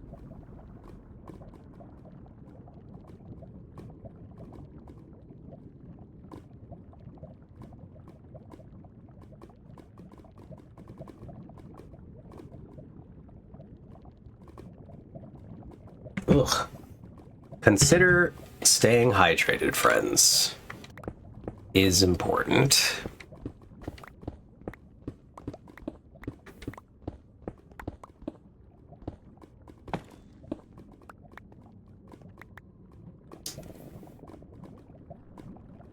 You know what? I'm not sure if this farm will still work in 21.6, so maybe it's best that I AFK for now. Interesting. Is there a reason that it won't work anymore? What's changing in 26.1 that will break that farm in particular?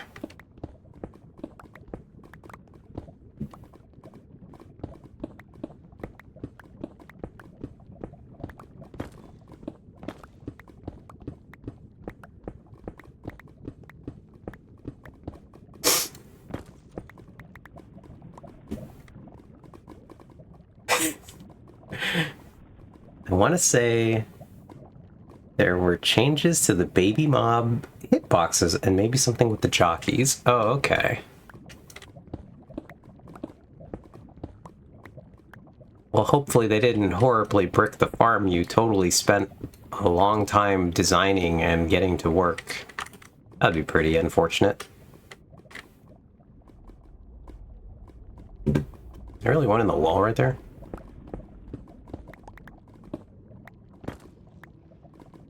Cool.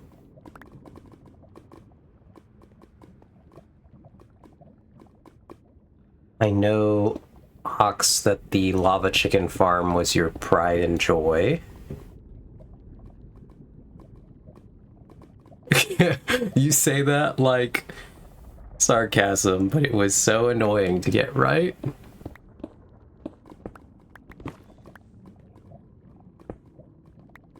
I just know how much, like, joy you take in the ability to farm lava chickens. That's all I'm saying. I know you worked so hard on it and you're, like, so happy with how it works and everything. fighting the good fight, Ox, making sure that every child who wants lava chicken can have it.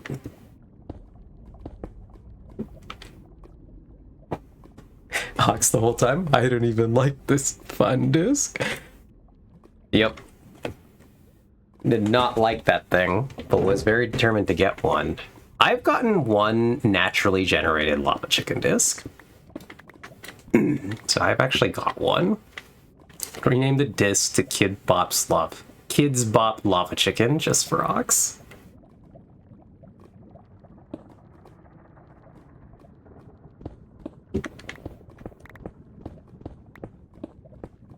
Would it make it better or worse if we had a gaggle of children re-record all the villager noises? Would this improve the song? Ox, would that save the reputation of Lava Chicken, the actual Kids Bop version? Thoughts? How do we feel about that?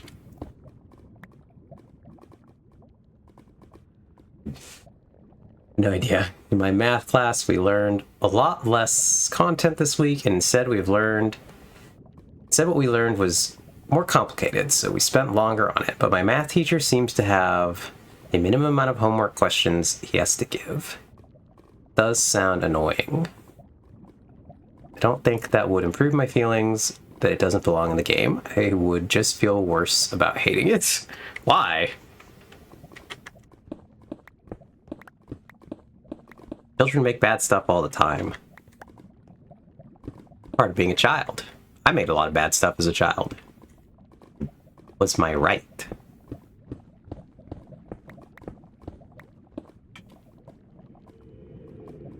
So here I am finding complex zeros with 18 different polynomials. Great. So calculate the distance of the sun in 5 fonts. Got it. Beep, beep, beep, beep. Beep, beep, beep.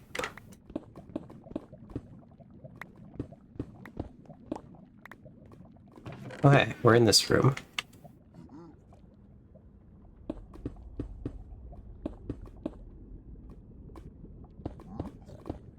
That sounded really close. Why did that sound so close? Oh, it's just that guy again. I see. Hex, I've only ever made good stuff, actually. It's far easier than it sounds, especially if you know how to do long division. It'll be a real shame if you didn't know how to do long division, Vex. That'd be crazy.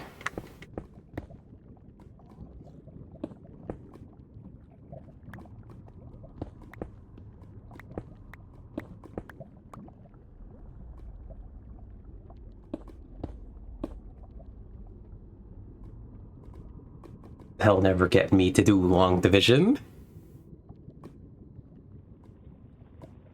Ox bringing me a lava chicken disc.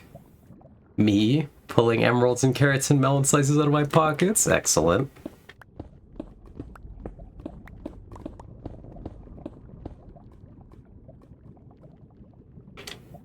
Okay, but for most classes at that level, you're allowed to use a calculator for the arithmetic parts. Well, that's nice of them.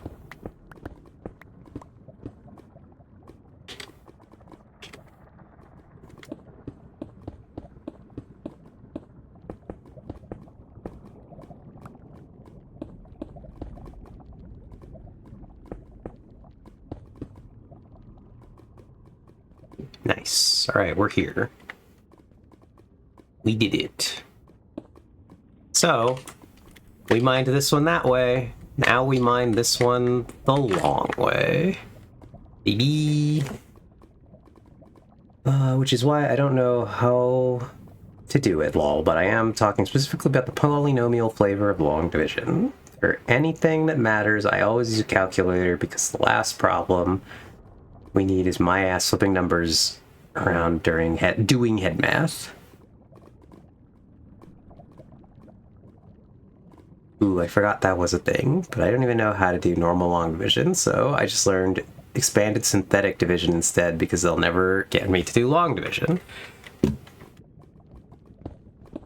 Vex is very dedicated to not doing long division.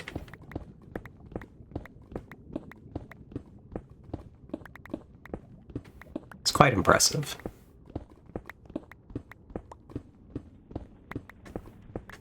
Sorry, friends, for picking content where you basically just can't see anything. But I guess we're here to chat. I am so dedicated that I will put my inability to do long division on my resume. Excellent. See, they would fail me for using the wrong route to get to the correct answer. Excellent.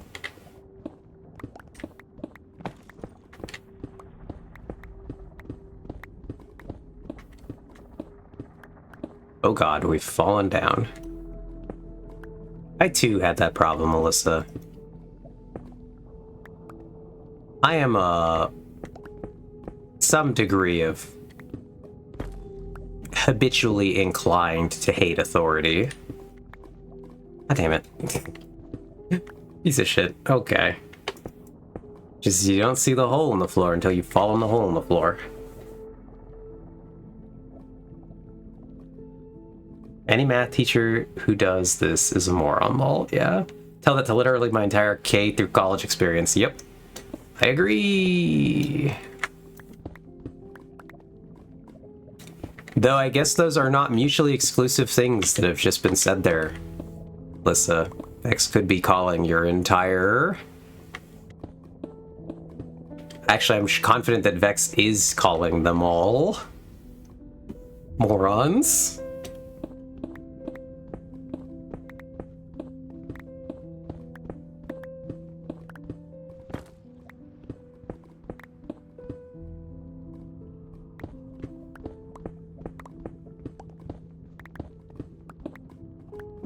Alright, we're getting through this. Put down a shulker.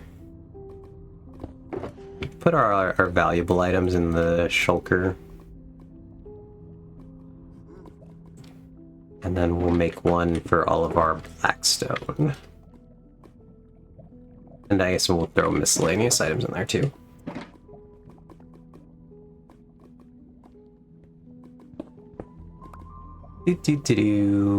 Building intuition is the #1 most important thing for math, in my opinion, at least when it's possible. Doing the method that makes sense to you is so important for that. So, okay. So that is sometimes appropriate. If you use the wrong style of division, that's one thing. But in a very basic example, if a problem is 2 multiplied by 2, and you do 2 plus 2 and claim you got the right answer, you did, but it was coincidence, and you didn't learn the thing you were supposed to learn. True story. I understand that argument.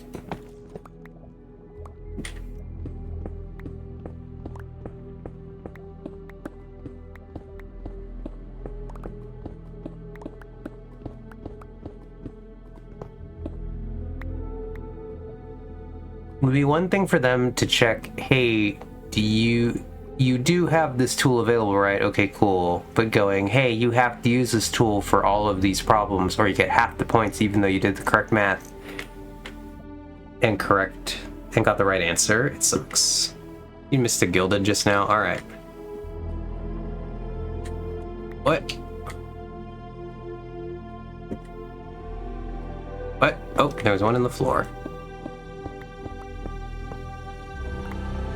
You were right, Ox. I just didn't happen to look down.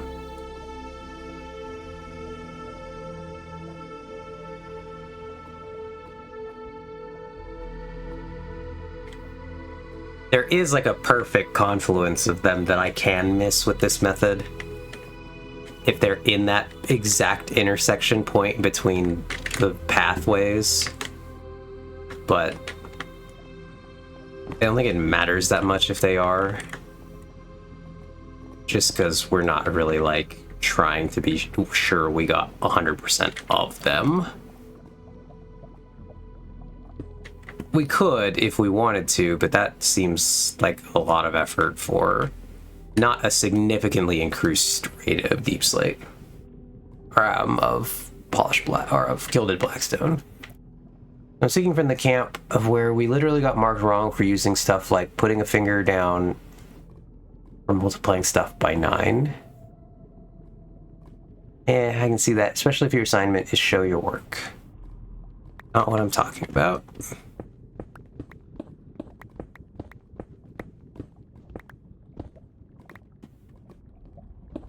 Yeah, like I said, I'm a habitual anti-authoritarian, so as soon as you tell me to do something one way, my brain immediately does not want to do that.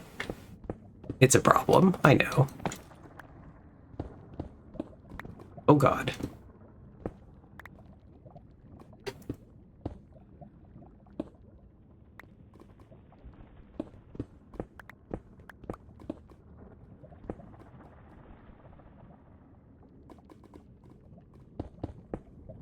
Whoops.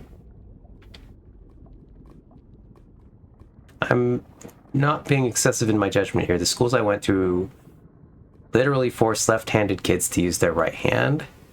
That shit was not okay at these schools. Lamau.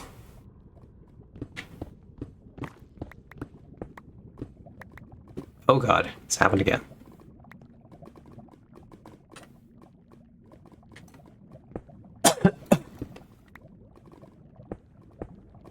But yeah, that sounds incredibly shitty. Like, why would you do that to the children?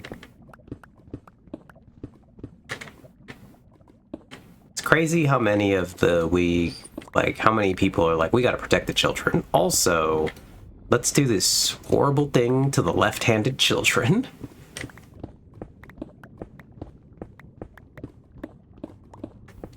Ooh. Alright, cool. We're getting there. We're getting somewhere. Beep boop beep. These schools were very ill-equipped to actually deal with anyone that needed other tricks for learning. Yeah, and that really sucks. I'm sorry to hear that, Alyssa. As someone who was also not sent to great schools for most of my life, I relate. Okay. Oh, whoops, we did that one, actually. There.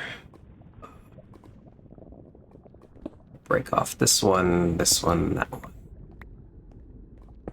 Oh, we only need one more. I'm dumb. Okay.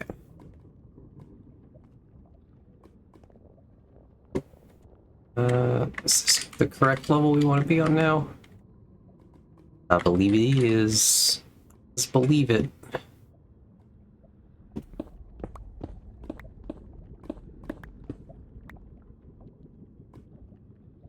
Listen, in case I never showed you, this farm uses height differences to burn adult zombies in lava while baby zombies fall down.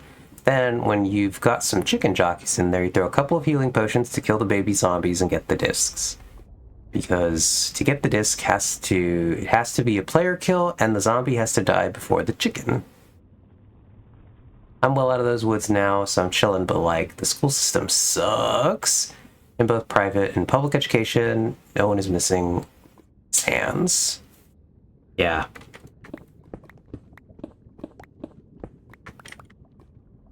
I went to very wacky... I actually think this is going to be maybe a relatable experience to more people in this chat than it should be, but I went to a very wacky private Christian school where they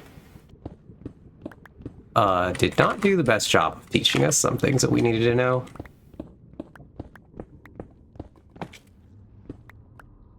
So there was that.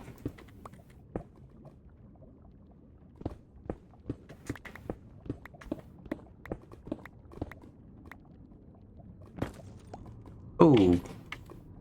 Kind of impressed we caught that one. Honestly. Ugh.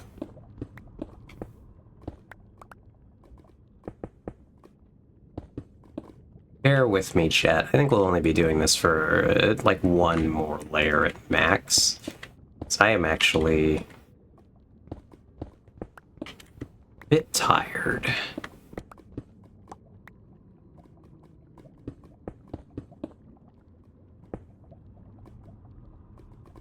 Yeah. I had the public school experience. My friend had Private school experience. Both are different brands of shit. Wow. Yep. Yeah, I got weird Christian school adventures on my resume.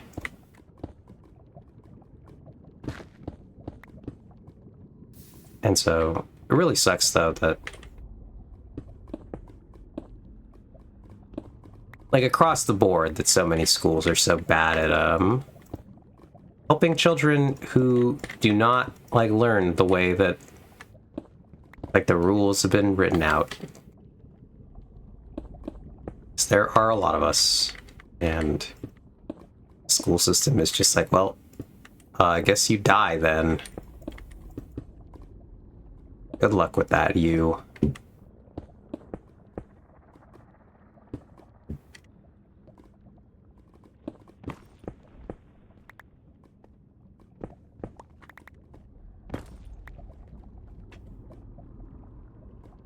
School system just hasn't recovered from what shaped its original creation. Unrelated, but what is that hotbar order?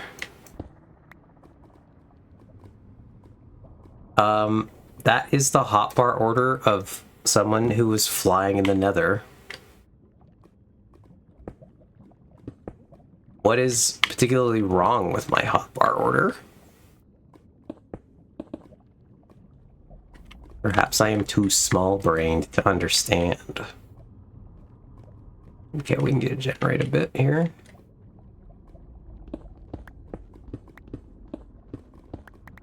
Oh god, not again.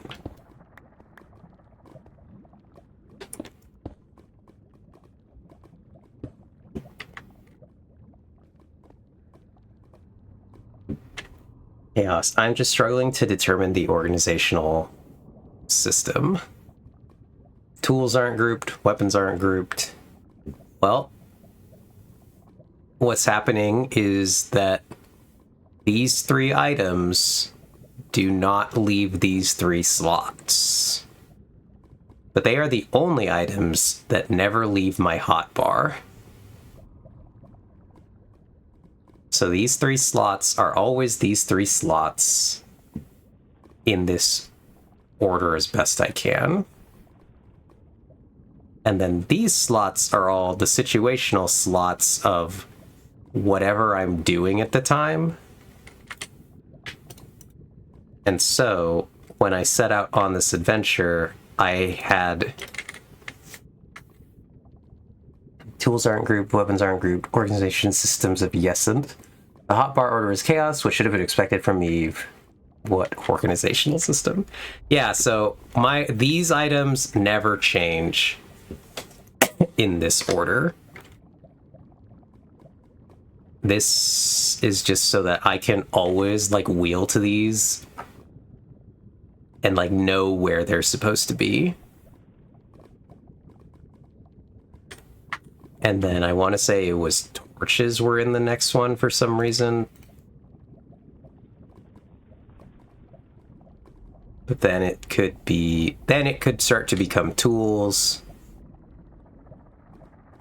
I know in this case, at that point it was rockets, because I was going to be flying through the nether, so I didn't figure that I needed that.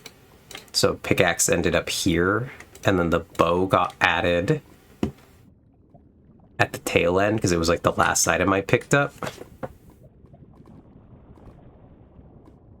See, I do sword, bow, pickaxe, tool is needed, item, fire resist potion, food, rockets. Yeah, I put the items in the order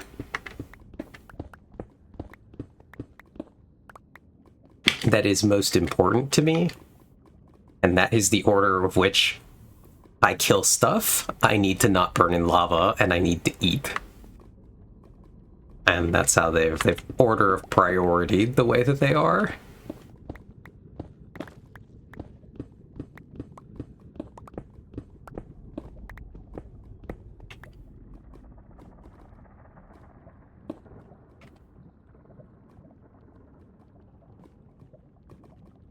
And then bow is just too situational.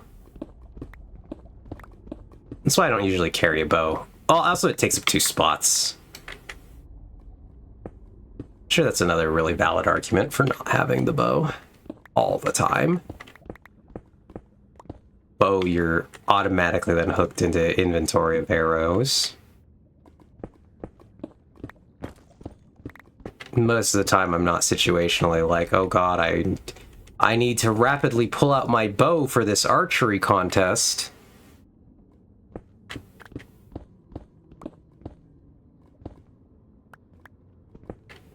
See, I try to carry the minimum amount of arrows because I hate how fast you get full on arrows when you fight like anything.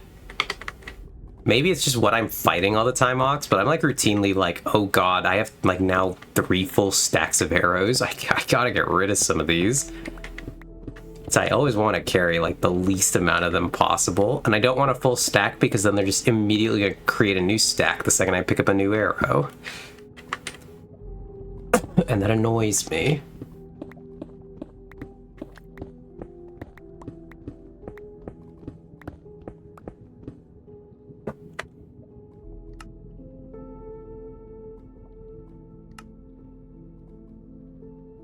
What was our... Oh, we're at 90%. Oh, yeah. I rarely have a full stack for that reason. Oh, okay. I have an infinity bow. I just keep like half a stack on me. Yeah, gotcha. You know, that's why I only picked up 2. Because I was just like, well, I don't need to have a lot of these things. We're going to be right back, though. Play an ad break really quick here.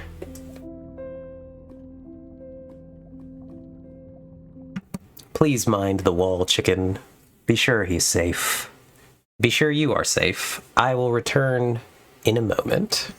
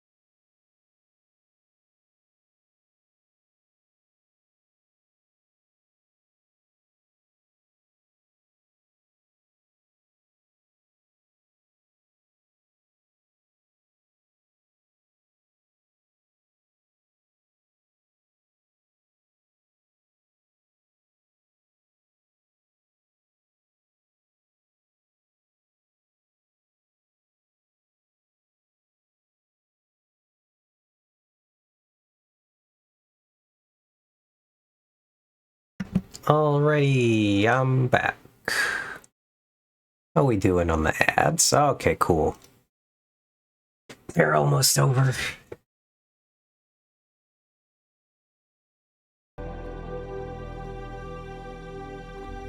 Oog. Hello, and welcome back from ad jail.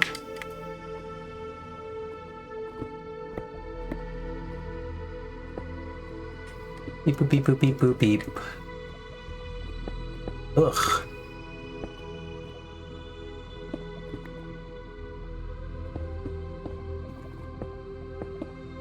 Alright. We're getting there.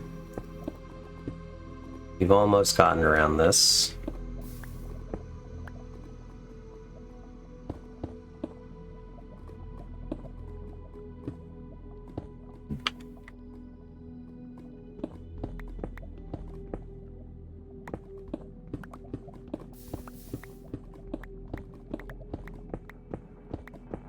Yeah. I always keep half a stack or so because it feels wrong to have just one in case the infinity somehow fails. I know that's not really possible, but still. Yeah, I mean, that's why I have two. But I know it doesn't actually make a difference. So. Womp womp.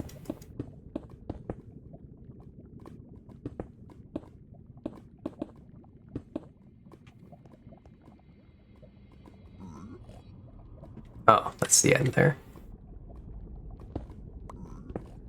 Cool. Cool and regular, actually.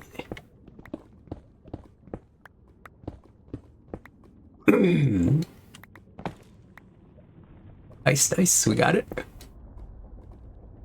Oh, well, we gotta do it here. Cough, cough.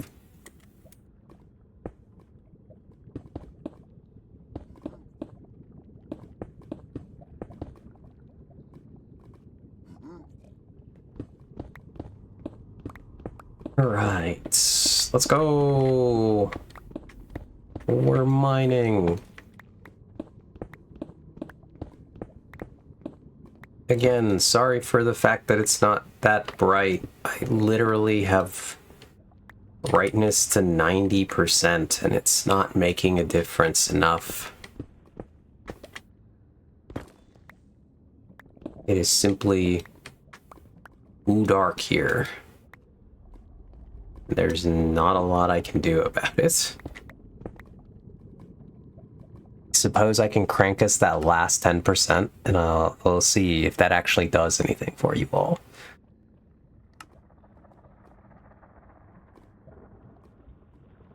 Wouldn't be very Blackstone otherwise, yeah.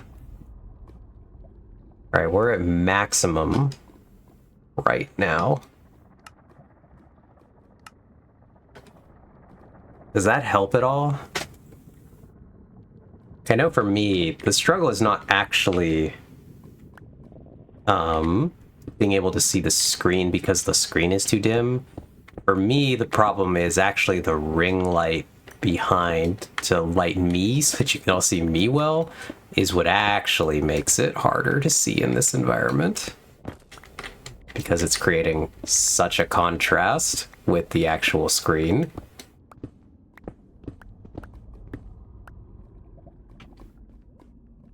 Yeah, I mean, I wasn't having much trouble before. Okay. Just checking, because the OBS preview of what is on screen is actually, like, just looks terrible most of the time. Right here, the OBS terrible, and, like, maybe it's just because it is a preview for me, it's, like, compressing it more. But it looks like just so black I can't see anything but the pickaxe. And then the only way I know that we're like mining is because of popping up the hitboxes of the items I'm mining. But yeah, the ring light is really like causing the biggest issue. And yeah, I know.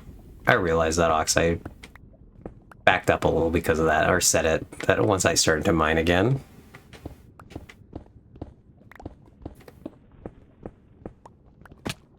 God. Oh, we went real far this time. That's annoying.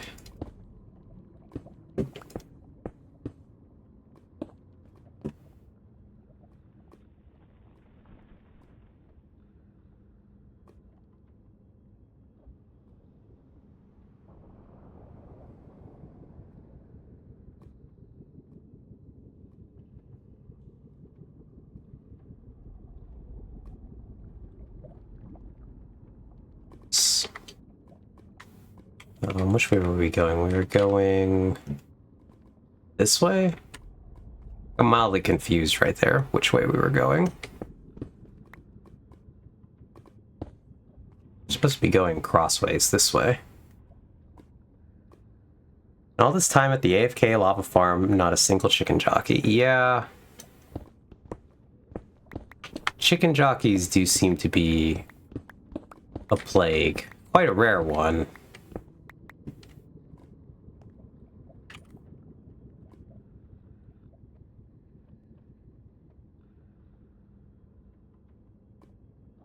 I tunneled the wrong way for a while, didn't I? My bad.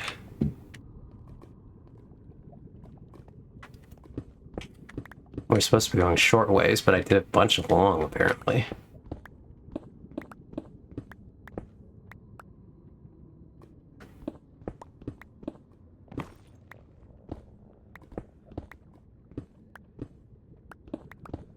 And I know, clearly, because it's so dark, no one could point out that I was doing it wrong half the time.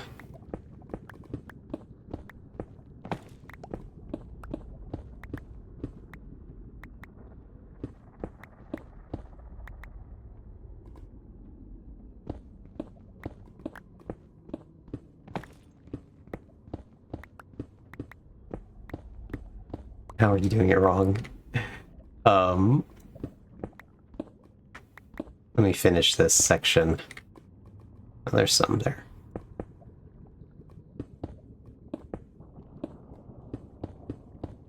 Neato. So, bottom level ox, I've mined that way. I've mined short ways. Second level, I mine long way. Third level, I should go back to mining short way. But instead, I accidentally mined long way for about half of it.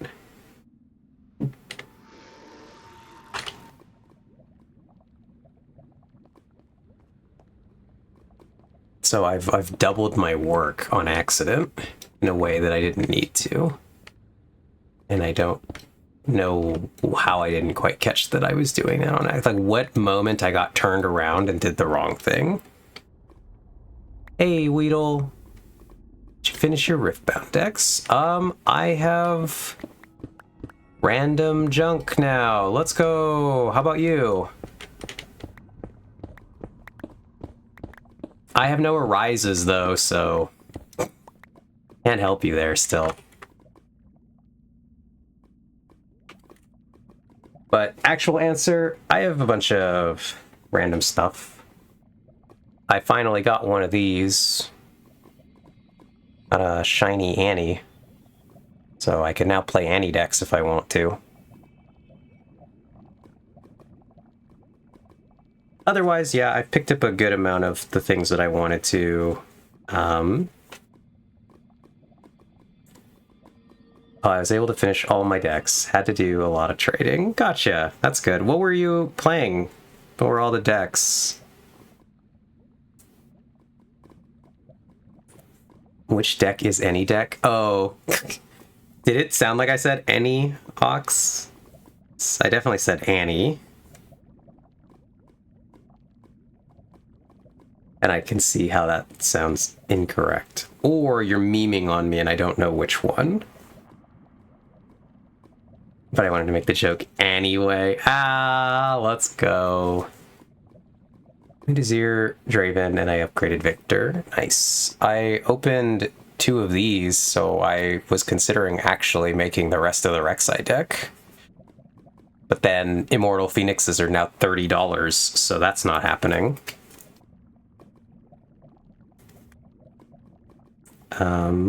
My best thing I opened, I don't remember if I showed it on stream, or if you were here, if I did. But so far, my best thing that I've opened was this. Oog. Is it actually good? No, but I have one now.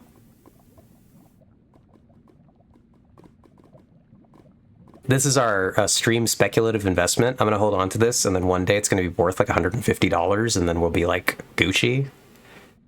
Be cool.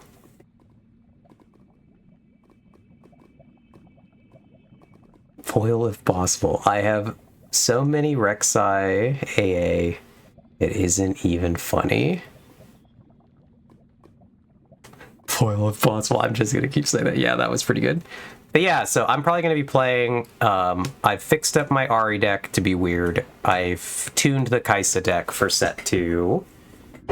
And I have my Misfortune deck that's pretty much all set as well. So if I want to just keep playing my old stuff, then I'm pretty much set. I didn't manage to like complete those and get them all upgraded and everything, and I just haven't decided if I actually want to build anything of the new stuff.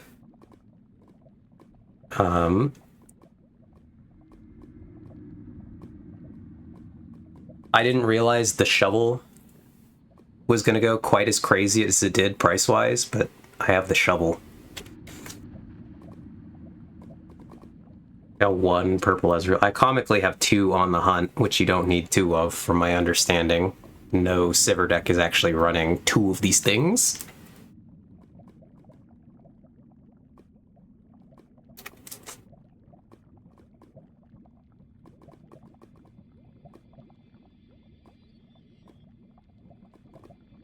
And I'm thinking of maybe putting together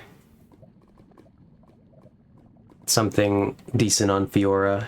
Oh, I traded my Ezreal for... I got the alt-art Ezreal, and I traded, and I got a regular Ezreal back, and some other cards.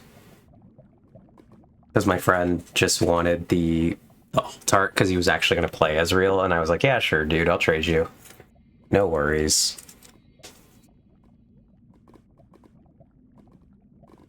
But I think I have most of the other stuff I really need. Got my couple of fizzes. I got my full set of switcheroos.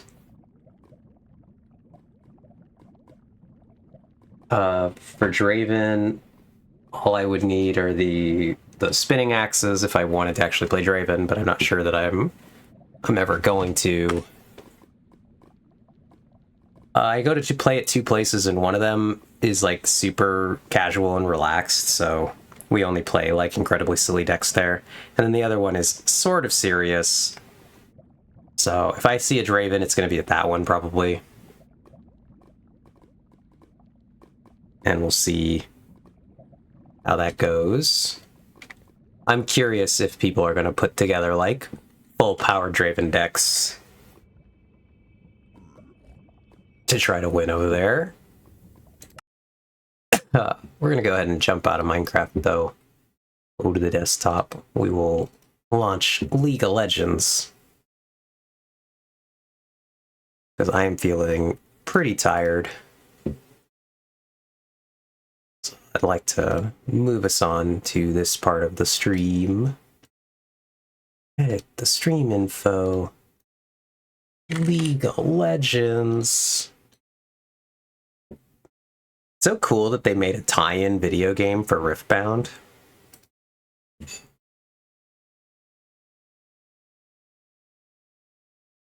It's pretty neat.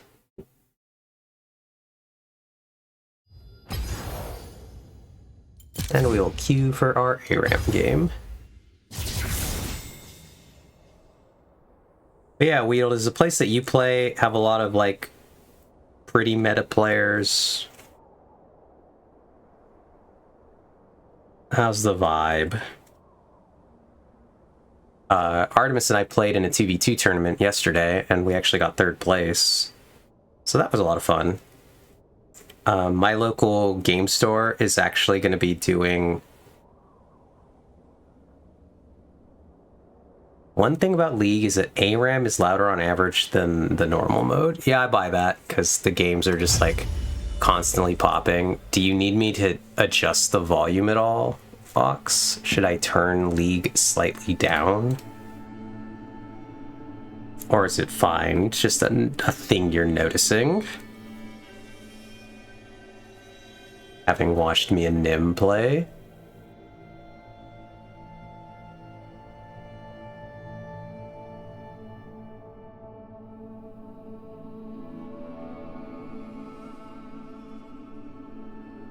Checking how I need to find the music that plays during the game. It's got a nice horn solo, like the default soundtrack on, or the thing that we're listening to right now.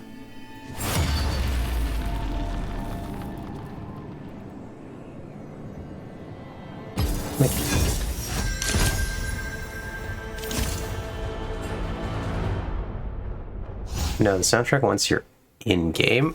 And was it the one that was playing when I was playing with Nim, or the one that normally plays in my ARAM games? Actually, I'm not sure I've parsed. Yeah, I can probably try to figure out. If you can narrow down which one it is, I should be able to find it.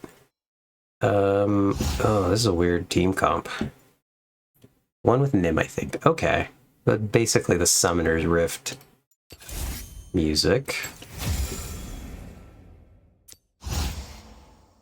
I'll try to find it for you. Alright, so I could play Samira. I'm gonna play Fiora, I think, here. We have a lot of physical damage, which is not great for us, but we don't have any mages I play. And so I can't really fix that problem. I looked up League soundtrack, but it's just got a big list of all the season promo songs they've done. Okay. Yeah. I'll look for it.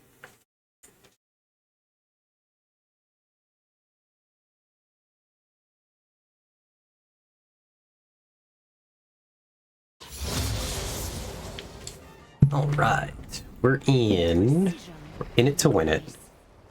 But yeah, everyone thinks they are pros, but the majority are pretty bad. There are like 3 good players. Gotcha. Yeah, at the place I play, pretty much nobody thinks they're... Well, we have maybe one player who really wants to be like a real serious player. And that's like really it.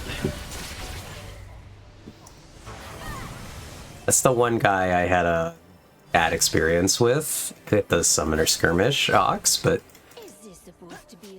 also I have forgiven my nemesis. I didn't talk about this, I think, because I just forgot. But we are no longer nemesis. Yeah, the guy with the proxy runes and stuff that he didn't ask about.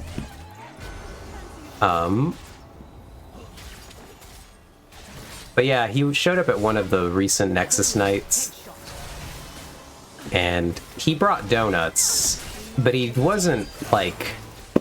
He brought a thing of a dozen donuts.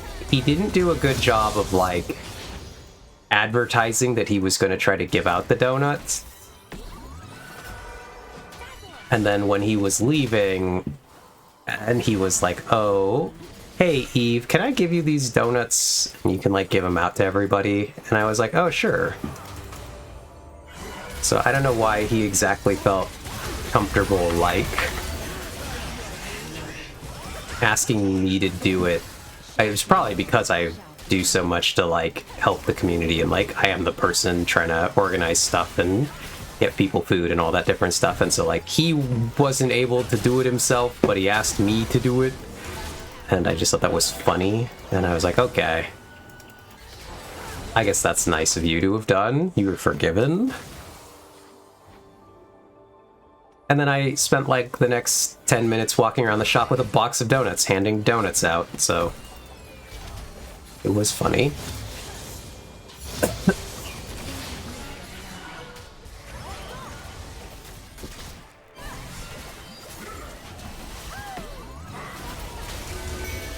It's gonna be an awkward game because I'm a melee, and so we're like gonna hang out just trying to dodge stuff for the longest time. This is actually the in-game model for the skin that's on the new Riftbound card that I kind of want to get.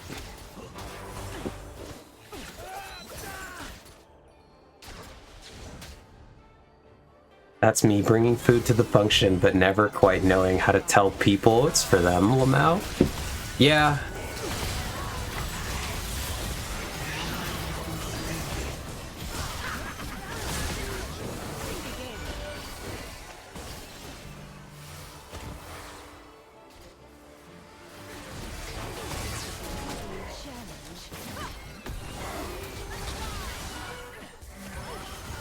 Every so often, it seems our set gets tired of being here.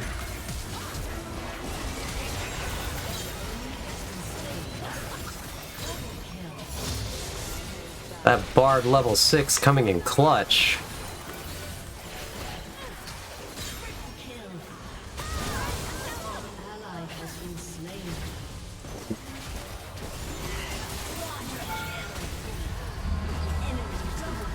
I tried to help Set. Couldn't get there in time, but I tried. But yeah, so that was nice though. And then everybody got donuts once I was handing out the donuts.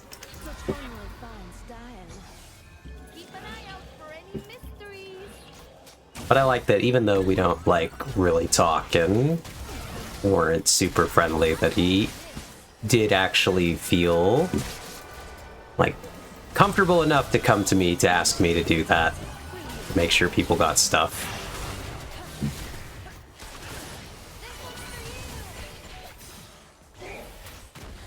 So all is forgiven.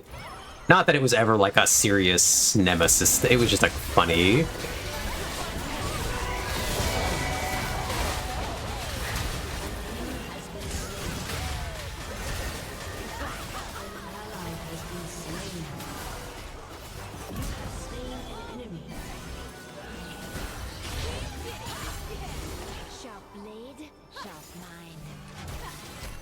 As much as it's fun to joke, I'm not quite serious enough to actually have a real nemesis.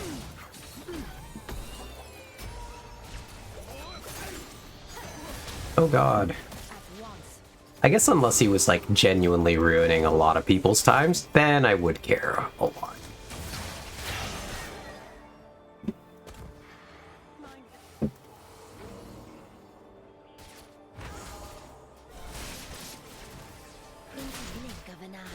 Doop-a-doop-a-doop.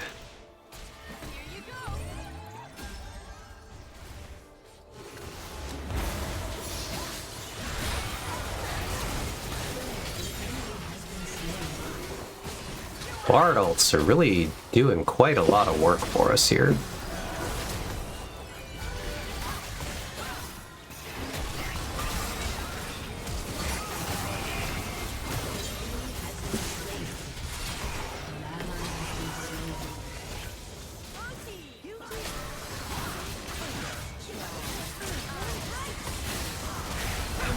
Oh god, I've been hit.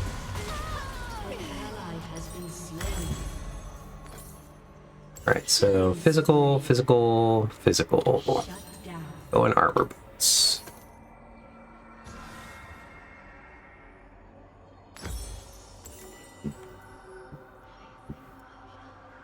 Is this supposed to be a challenge? I look forward to your return.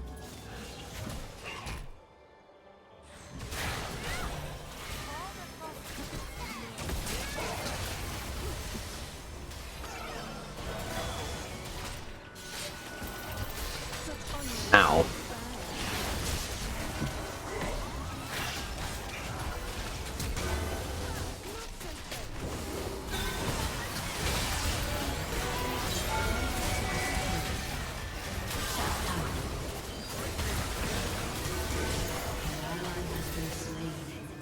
Uh-oh.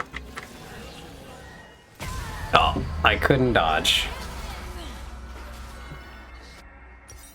I almost got away with it.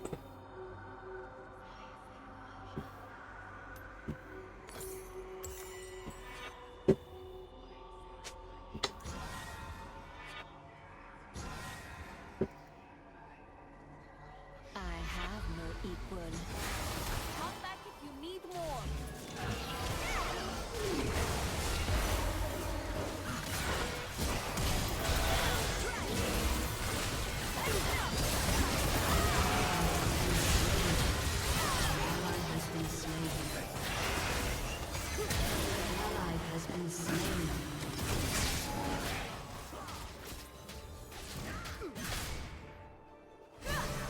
Well, now we gotta try to defend this. For what it's worth.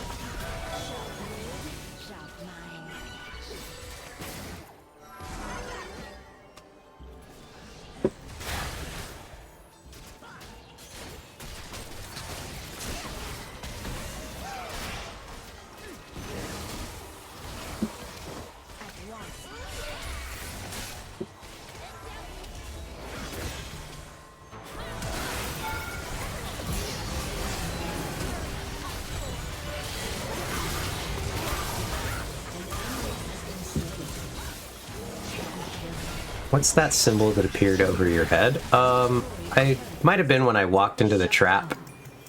And there's a, like, it shows up with a thing over your head that shows you're in vision. So that would be my best guess, Ox. I'm not actually sure what moment in particular you were seeing it.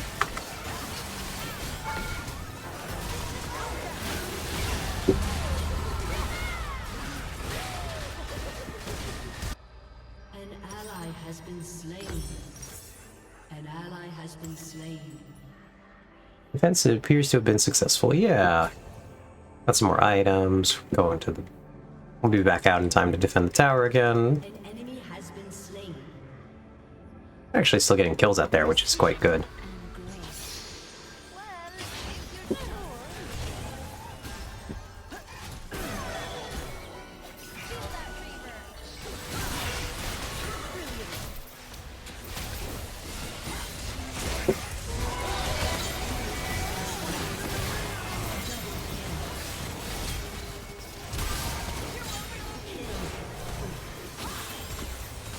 I don't think that guy expected me to quite heal as much as I did right there. And I barely survived that, but I did. Aha.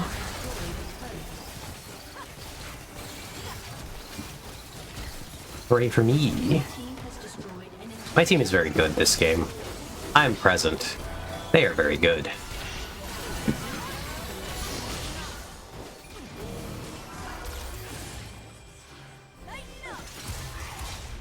I did manage to block that Caitlyn ultimate though, which was quite fun.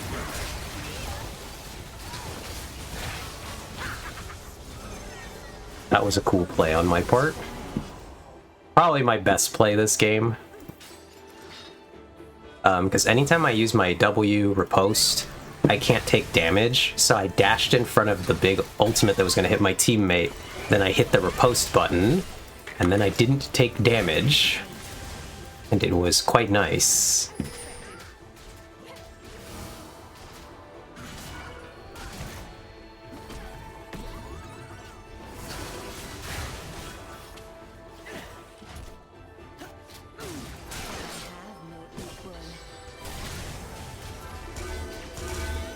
Yeah, we're kind of stuck in a weird place now. We need to try to get into this base, but they're playing super back and defensive.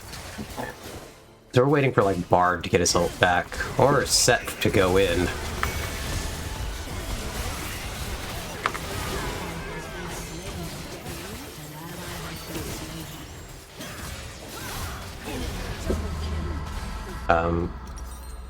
Gotta complete this item. Pretty close.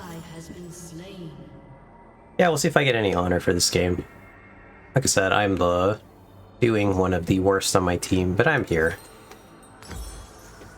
A lot of my job is basically just to be in front for my squishier teammates.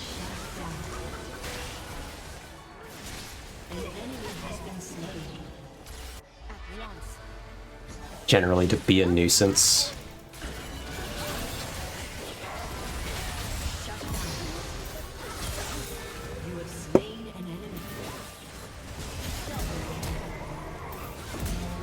Now I'm in the back though, and those guys were all low. I'm also stuck in a weird place. Keck W. Hi, Eve. Hi, Cat Dad. How are you? Hope you're doing well. We're on the League section of our stream earlier today because I'm getting my ass handed to me by allergies. And so I'm probably going to need to wrap up soon.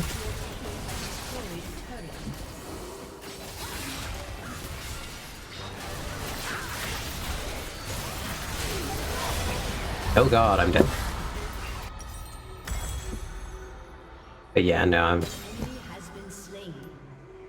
Allergies is no joke. You just had the symbol over your head. You died? I died. Yeah, it probably is when I'm on the Caitlyn traps that you're seeing that symbol. That was a bold play of that guy to actually take that portal. I'm gonna be out there in a second, Bard buddy. I'm on my way. Can I save my teammate?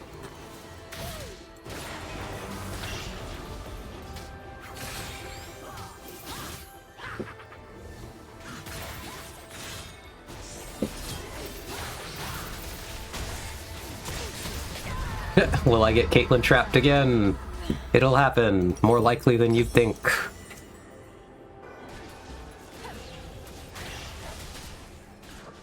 But yeah, in general, I'm just, again, here to be a nuisance. And then if I get to a lot of items, I will start to become quite scary, which is funny. Even though I'm like not having a good game. There'll come a point where I like start to truly maul people. Has been slain. The enemy's inhibitor has respawned. Double kill. My team doesn't seem to need that from me. They seem to have this well in hand.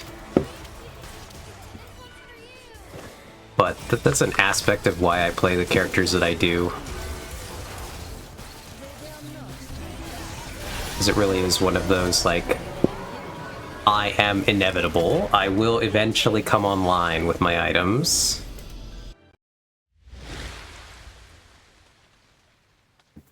No matter how rough of a game I'm having. I think the Bard did a great job. I think he's the reason we won that game. We'll honor him. Oh, everybody thought that. Let's go. We'll play one more. I feel like I have to sneeze. But it's not gonna happen, and that kinda sucks.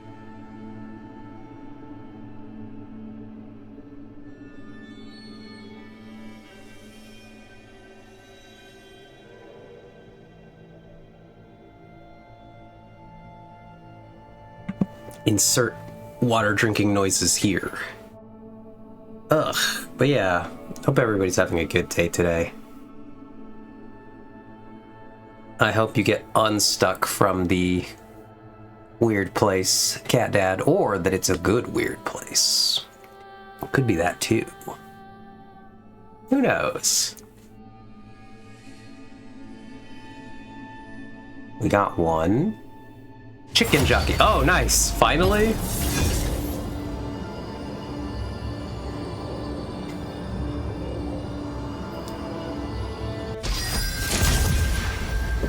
Let's go.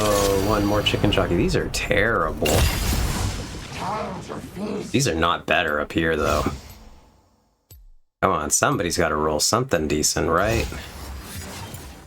Well, we got Sona over there, but that guy's probably going to actually play it. He's a skin. Or he's going to trade somebody. Interesting. So I don't want any of this. I could pick this guy if I want to. It's not a bad pick for me. But I think my team actually needs me to play this character, but to play him as a magic damage character.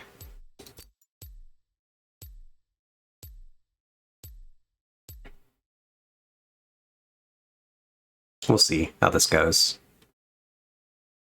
Our comp balance is whack. We have weird characters. We have a physical melee, a mage, a physical range to support, and so we need like another main mage thing. And now I'm here playing a character that can go, I can be ranged physical or I can be a mage. I have chosen mage for the team comp. Yeah, Eve Kog'Maw game. Let's go. Ow. An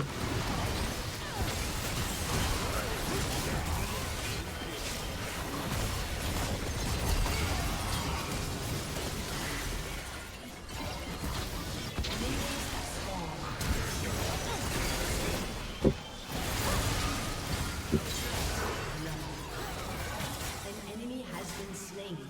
This is a difficult game. It's going to be fought at an incredibly long range. I do not like Kog'Maw Vex. This might shock you, I know. It does feel like we're Sunara.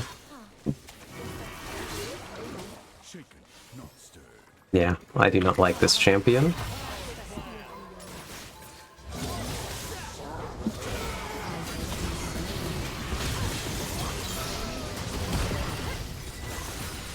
I'm basically not playing him because I actually really want to be.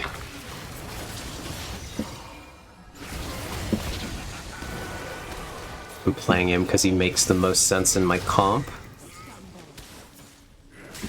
Yeah, and I only ever play AP Kog'Maw. I don't do AD.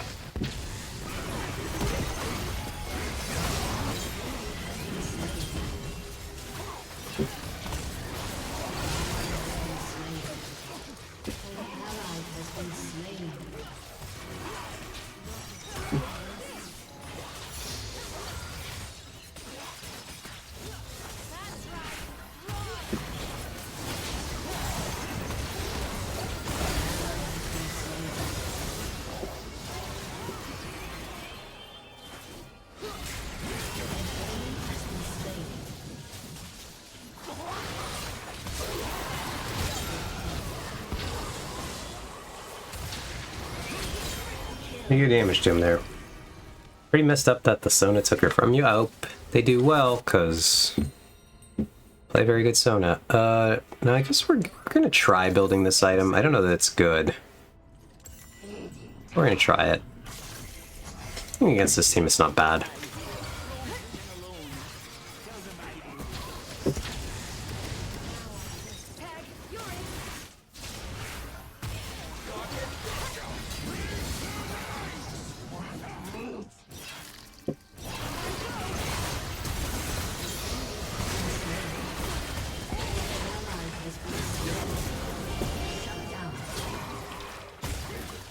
Nice, we're doing it. I'm hitting stuff. I'm ulting correctly.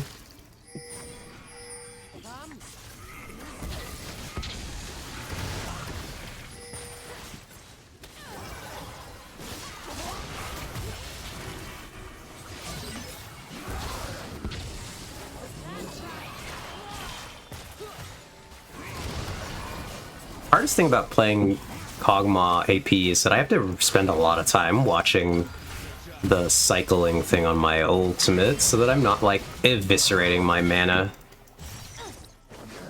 It feels pretty bad.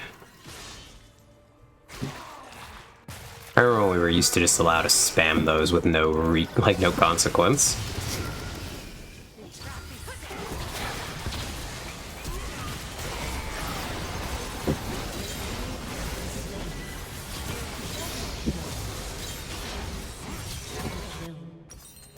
Well, they got me. I'm not the threat, but they got me.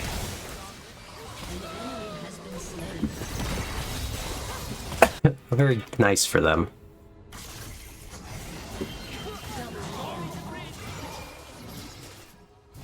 I am but an awkward little bug monster. How could they hate me so?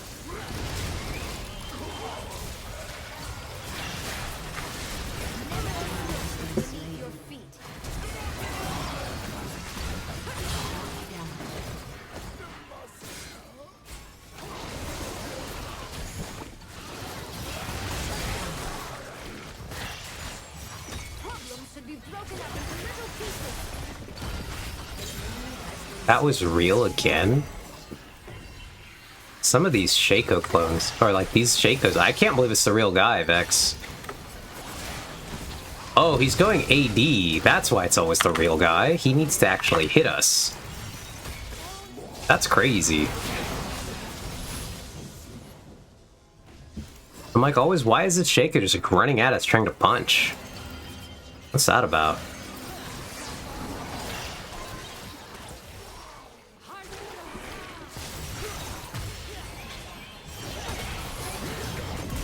I don't know why that guy was running straight at us.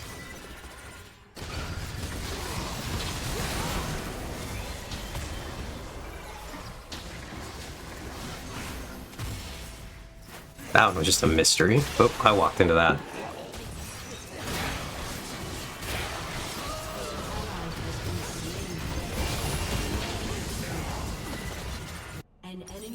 been slain. Sounds to me like the Shaco is winning, despite his losing. I will take your word for it, Vex.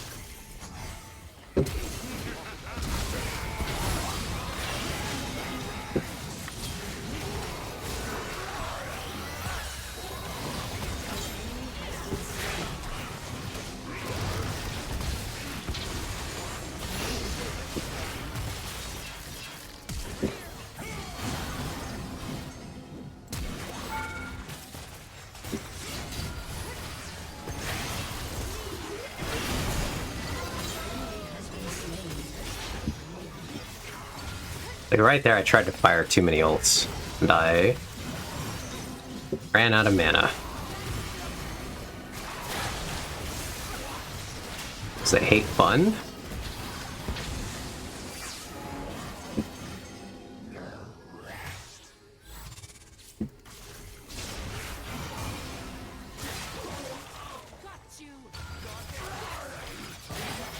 Oh, I hit that. Nice.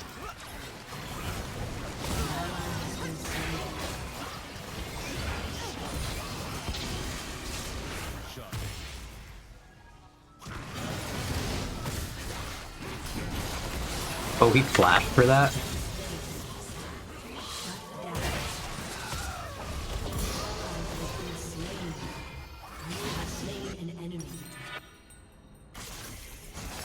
Grab that piece next.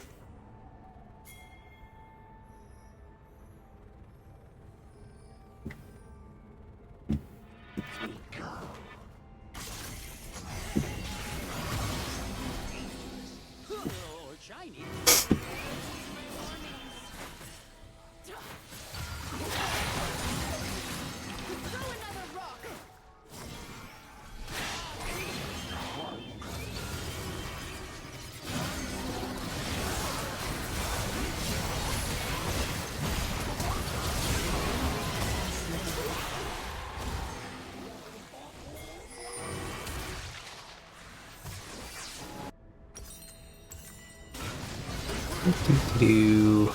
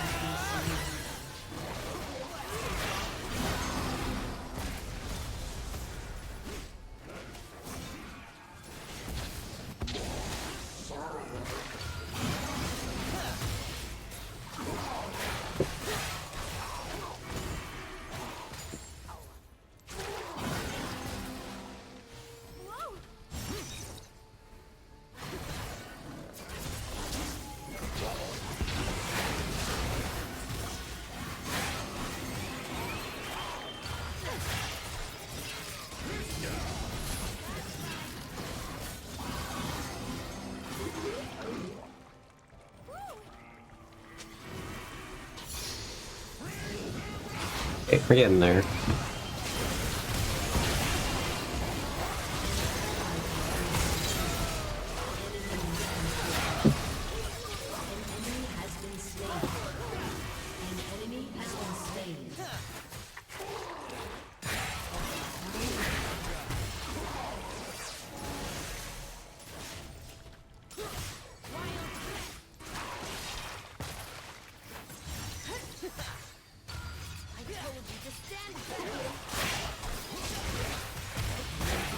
I got that hit there.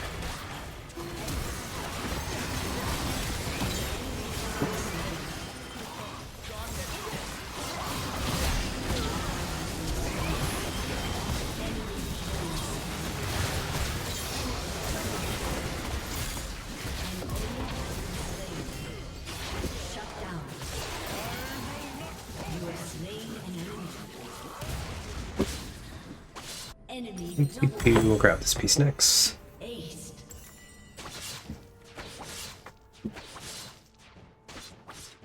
I can't believe that brand flashed on me. That was interesting.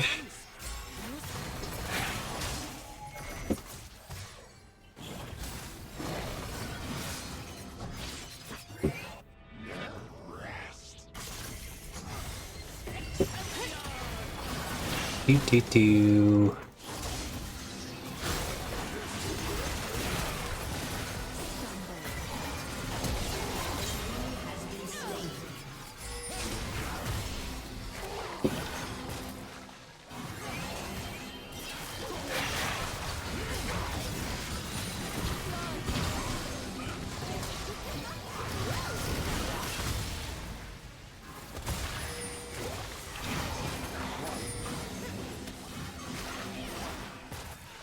I might as well spam a little bit more just because I'm going to die here soon anyway.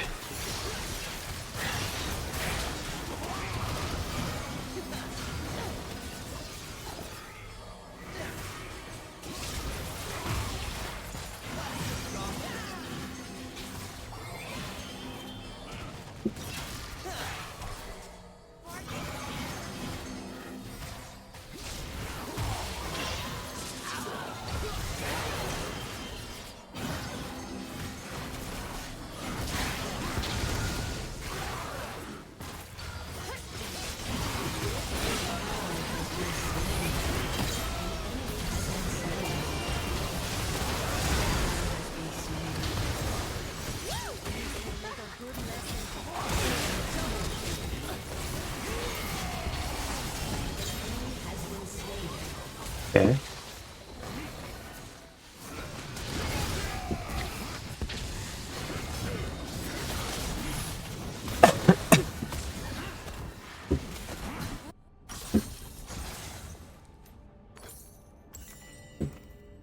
An enemy has been slain.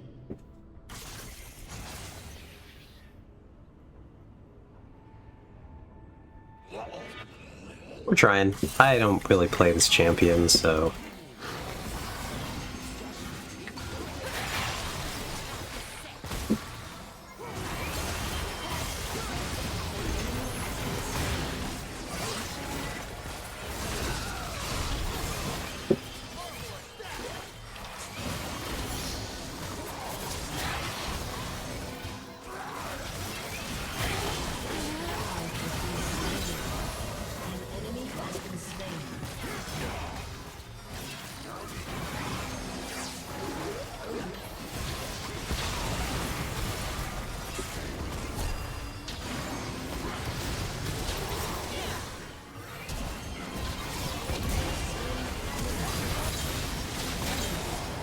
Oh, that was a good stun ult. And my team can get the tower here.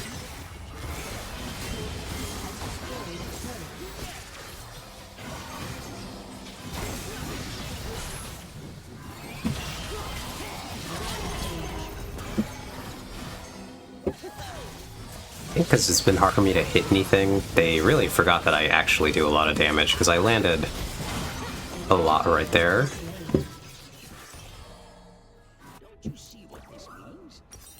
Yeah, now microwaving mystery piece of ZD perhaps that I found in the freezer. Interesting. Hope it's good.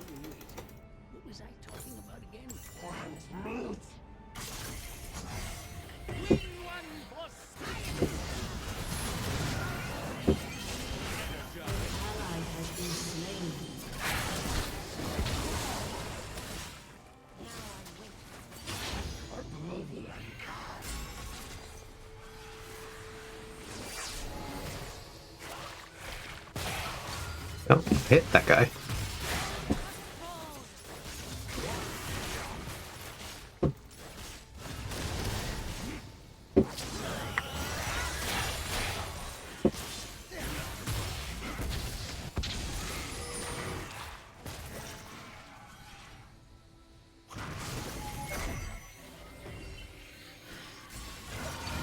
This game is like some level of horrible game of artillery spam at a kind of disgusting range.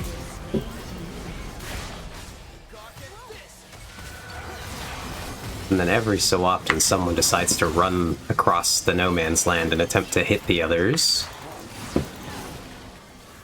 And then dies.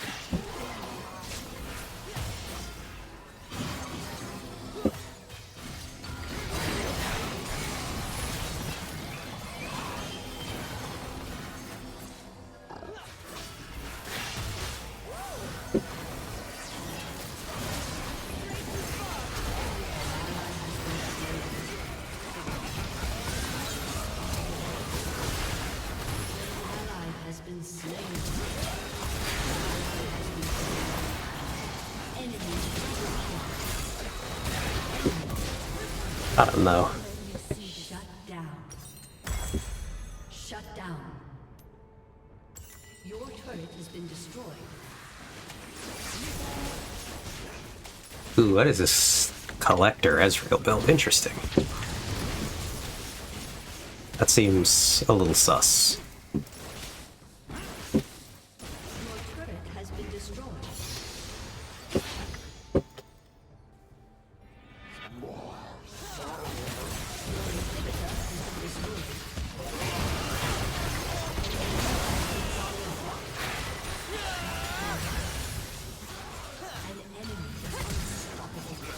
An enemy has been slain.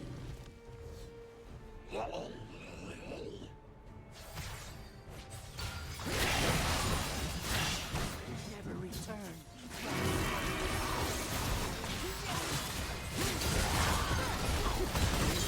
Has been slain.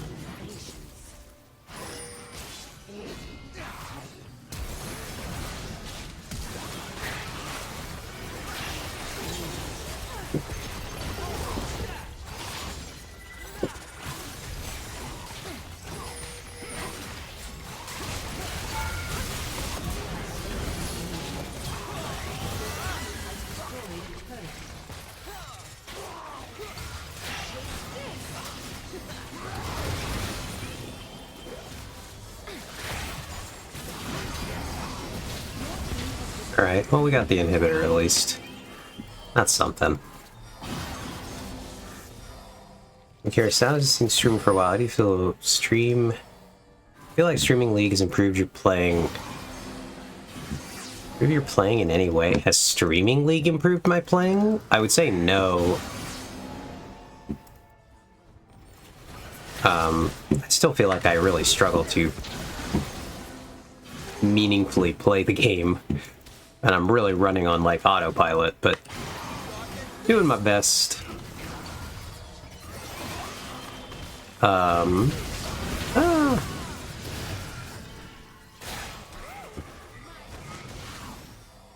not even sure I've gotten better at streaming League.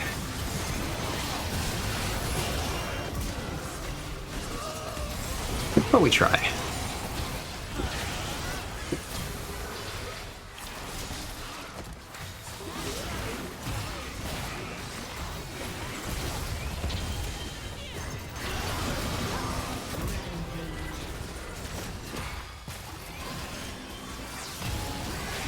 Oops.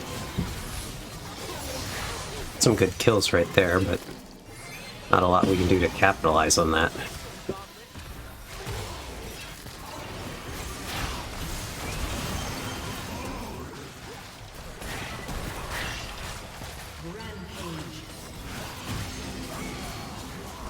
Was able to get a good barf right there. That slowed them down. Stopped the other ones from actually engaging with us in that fight. About the best we can ask for, sometimes. Oh, then I'm dead. Guy flashed away from me right there, that's funny.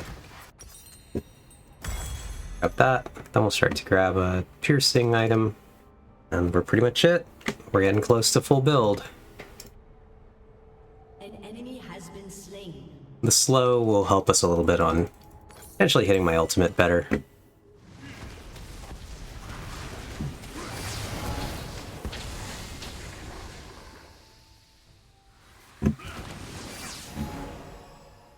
Just imagine this was like weight training somehow. You play League under unfavorable conditions streaming, then you get better at playing when you're not streaming. I don't think that's really how that works. It's funny. Funny thought.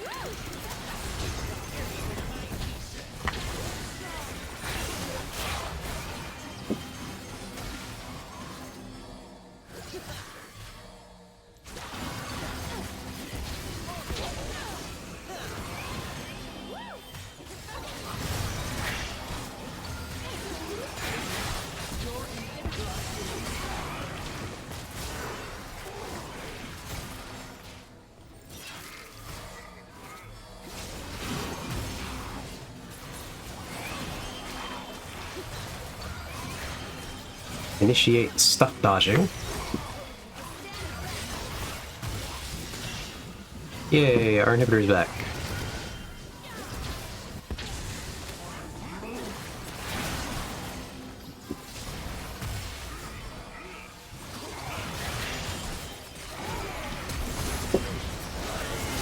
Oh, he really went for that.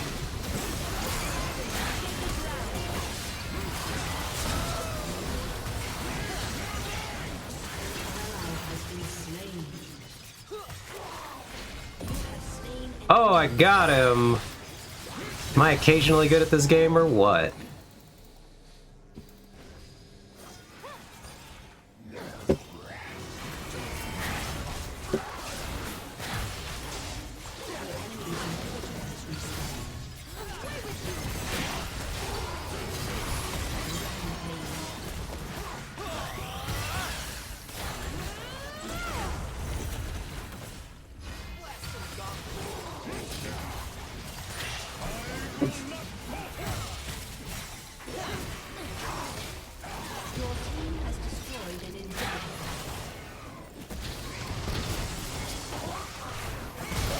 Oh. I got him though. May not be good at knowing who's winning, but I sure can count towers. That's half the battle box.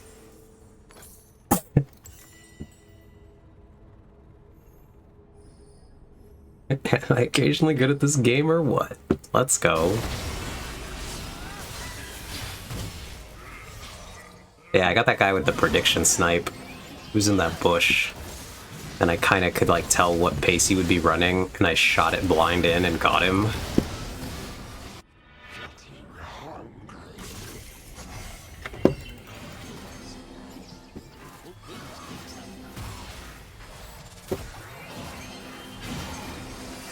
Doing not a pretty significant amount of damage at this stage.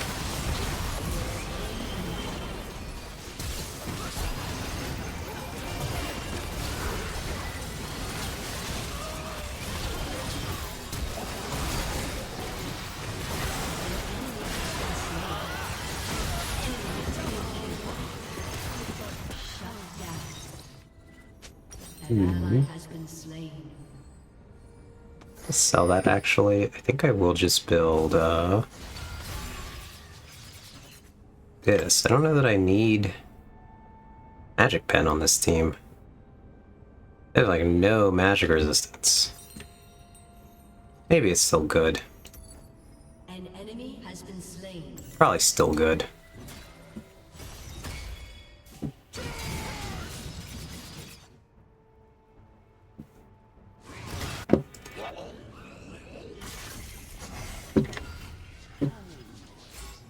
It's just the wind. We'll see. It's hard for me to pivot in this game because I have the wrong keystone for if I wanted to meaningly pivot to anything.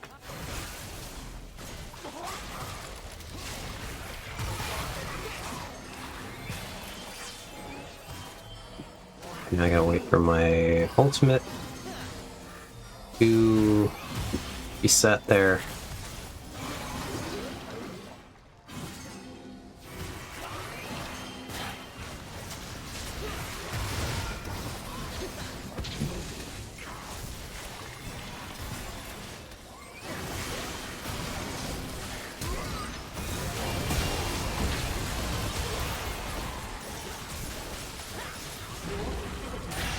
The flash in right there was kind of nasty from them.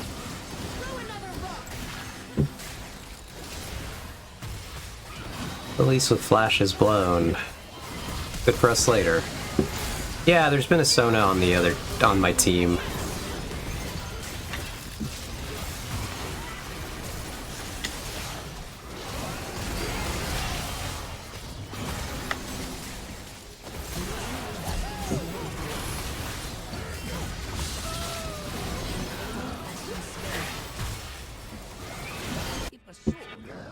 An enemy has been slain.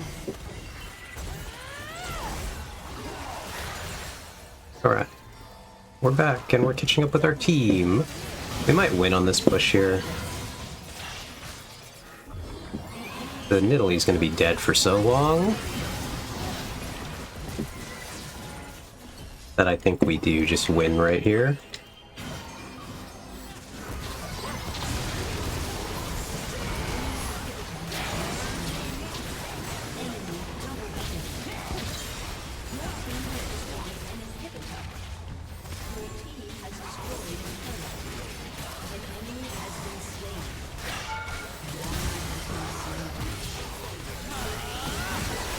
No, I guess not.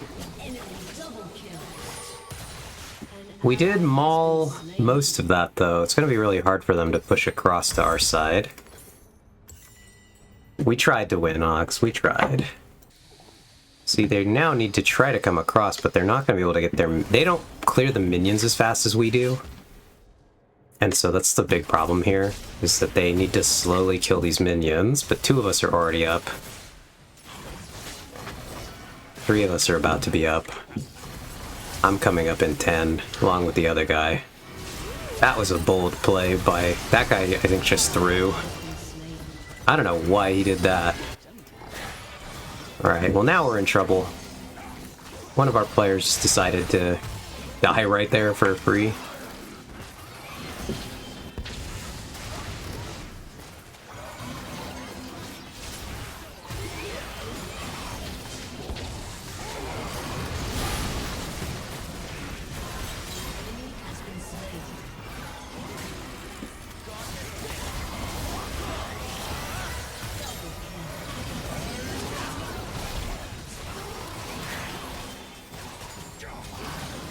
Okay, we're back in this. We're in a good place now.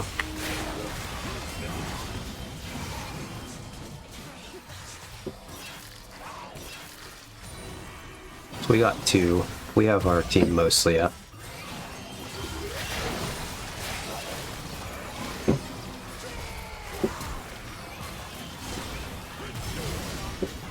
Got another flash right there.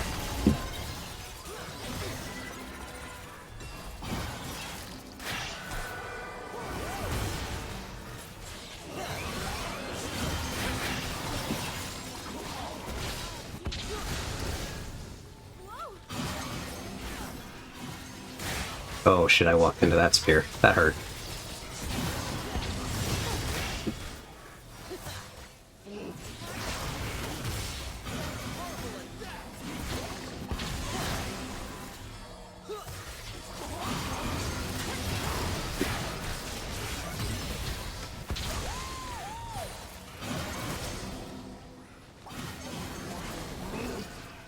Your inhibitor is restored.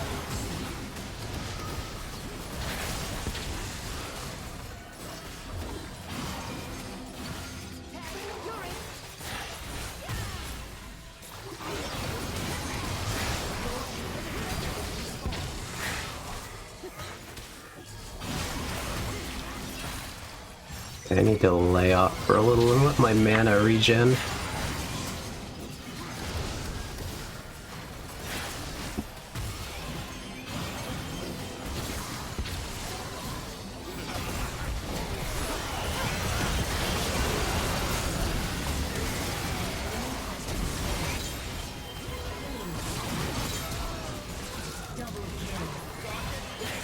Alright, that was the game right there.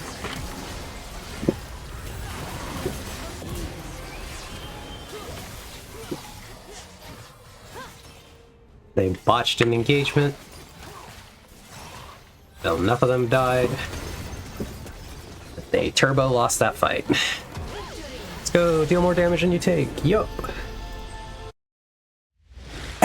Hooray! We're gonna go back and look at that final fight. They got the Garen in, but it didn't work out for them because they walked into a Talia shove that really just cooked them. So I kind of want to go back and look at that. I actually got the DPS thread medal. I got an honor from Lionel and the Sona. Oh no, Garen and the Ezreal, never mind. But yeah, I do want to look at this game. So that final fight, blew up so fast, I do want to actually look at exactly what happened. A lot of fights in this game are over so quickly that you just do not have time to really parse what is happening in them. You can only focus on like your tiny little bit of the battle before, and just like trying to do your best.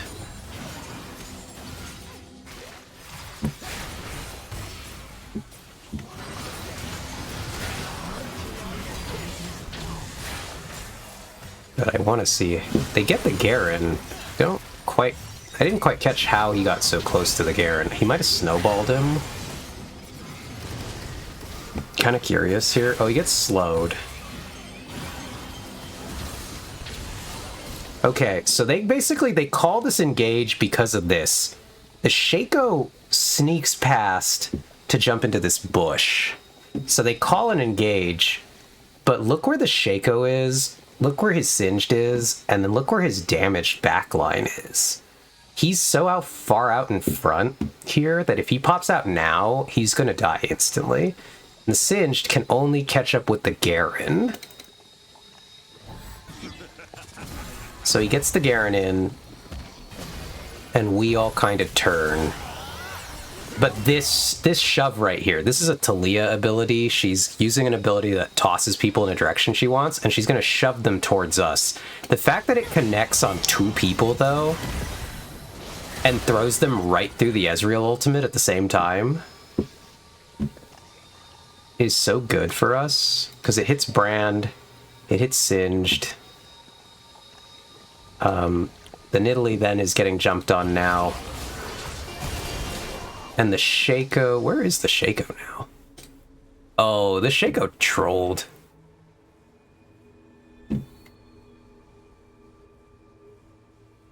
Vex is gone now, but I'm curious if this is real Shaco behavior.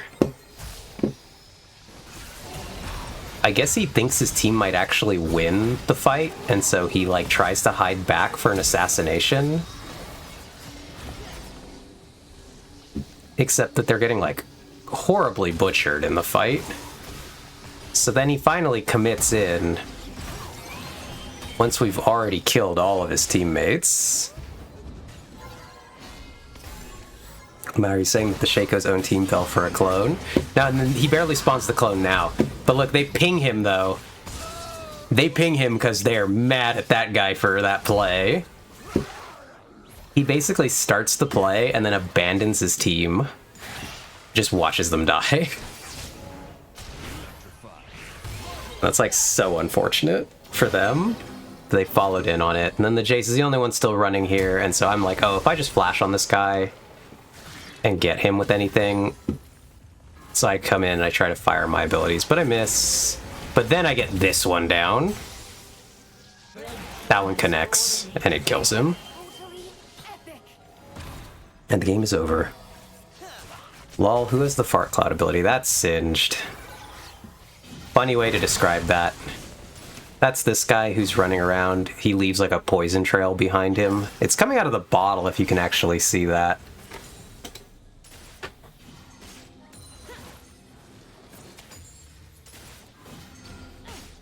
So that's this guy. No, not that one. What I'm thinking of is green. Okay. Let me know when I'll look for any green. I'm shooting a lot of green, so that maybe is me. This guy also is probably shooting a lot of green. So I have this barf attack. Then I also barf another. All of my attacks are barf. They're all me spitting. Okay, which green thing? The green line, the green circle, or the big green circle? Is it the line? Oh, that's me. That's my barf attack. Let's see if we can watch my character. My character just spits acid. That's all I do.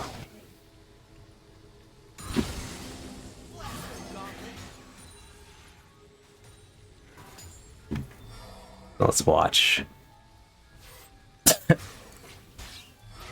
I'm curious what about that made you see there. I do it again right there.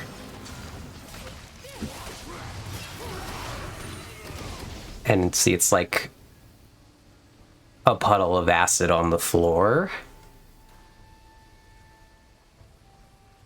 I guess I understand looking at it this way, why the color,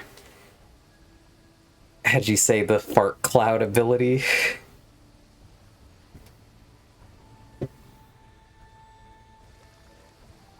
Yeah, as it's moving, it looks like a fart gun was fired. What is a fart gun?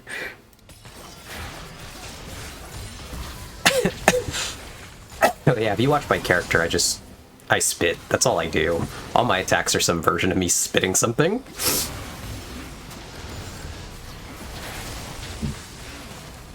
Ew.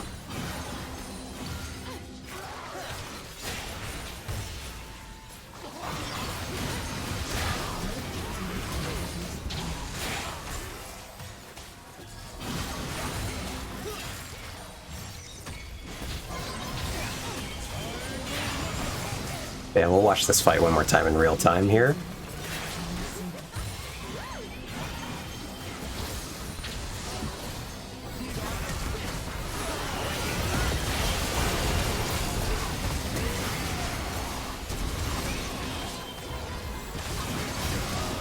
And then they ping. They all start pinging each other, actually. This guy pings the Singed. The Singed pings the Shaco. Jace pings the Singed again. Oh, you're back, Vex? Do you want to see the most, like, giga throw I've ever seen? Tell me if this makes sense in the mind of the Shaco player.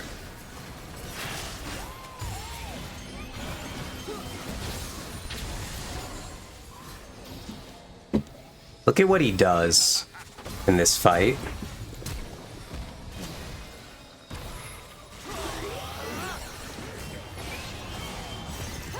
What's the vision here, Vex? Do you know? Can you understand what he's doing over here?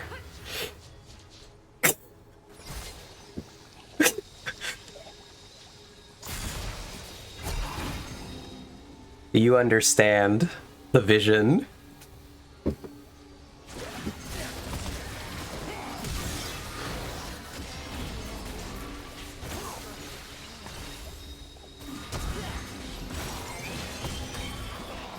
And then he just commits in once his entire team is dead.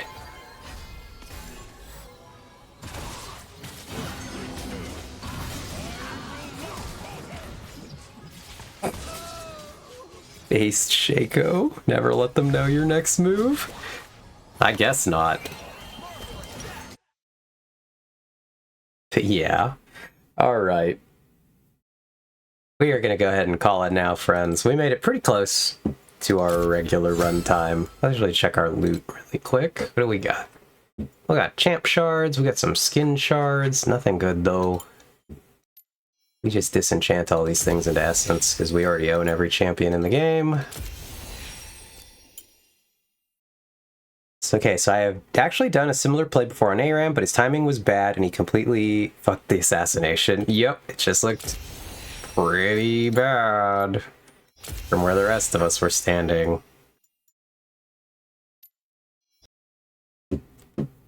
Funnily enough, Singed kind of screwed him there. How did Singed screw him there? We're going to go back to the Minecraft tab. We're going to open up Minecraft again. We're going to fix our category. Is it a good play? No, but he's just a silly guy. I see, I see. Minecraft. Today, I'm not even going to pretend that I have any ability to raid somewhere. I'm like giga cooked, actually. So, we are going to call it a day here, friends.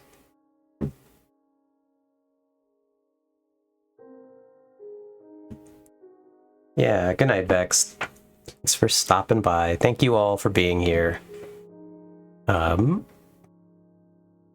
I hope you all have a great night. I will be back on Wednesday, but I will not be here on Friday, unfortunately. I have to cancel the stream for Friday. I have an appointment really quite far from me. Not like super far, but I guess it depends how you count, like 30 miles. Is 30 miles really far? Kind of far, right?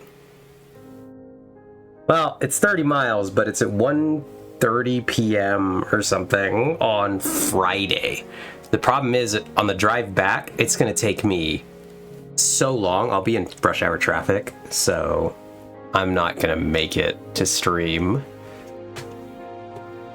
Not in any kind of reasonable way, so I'm going to go ahead and cancel for Friday, but I'll be here on Wednesday.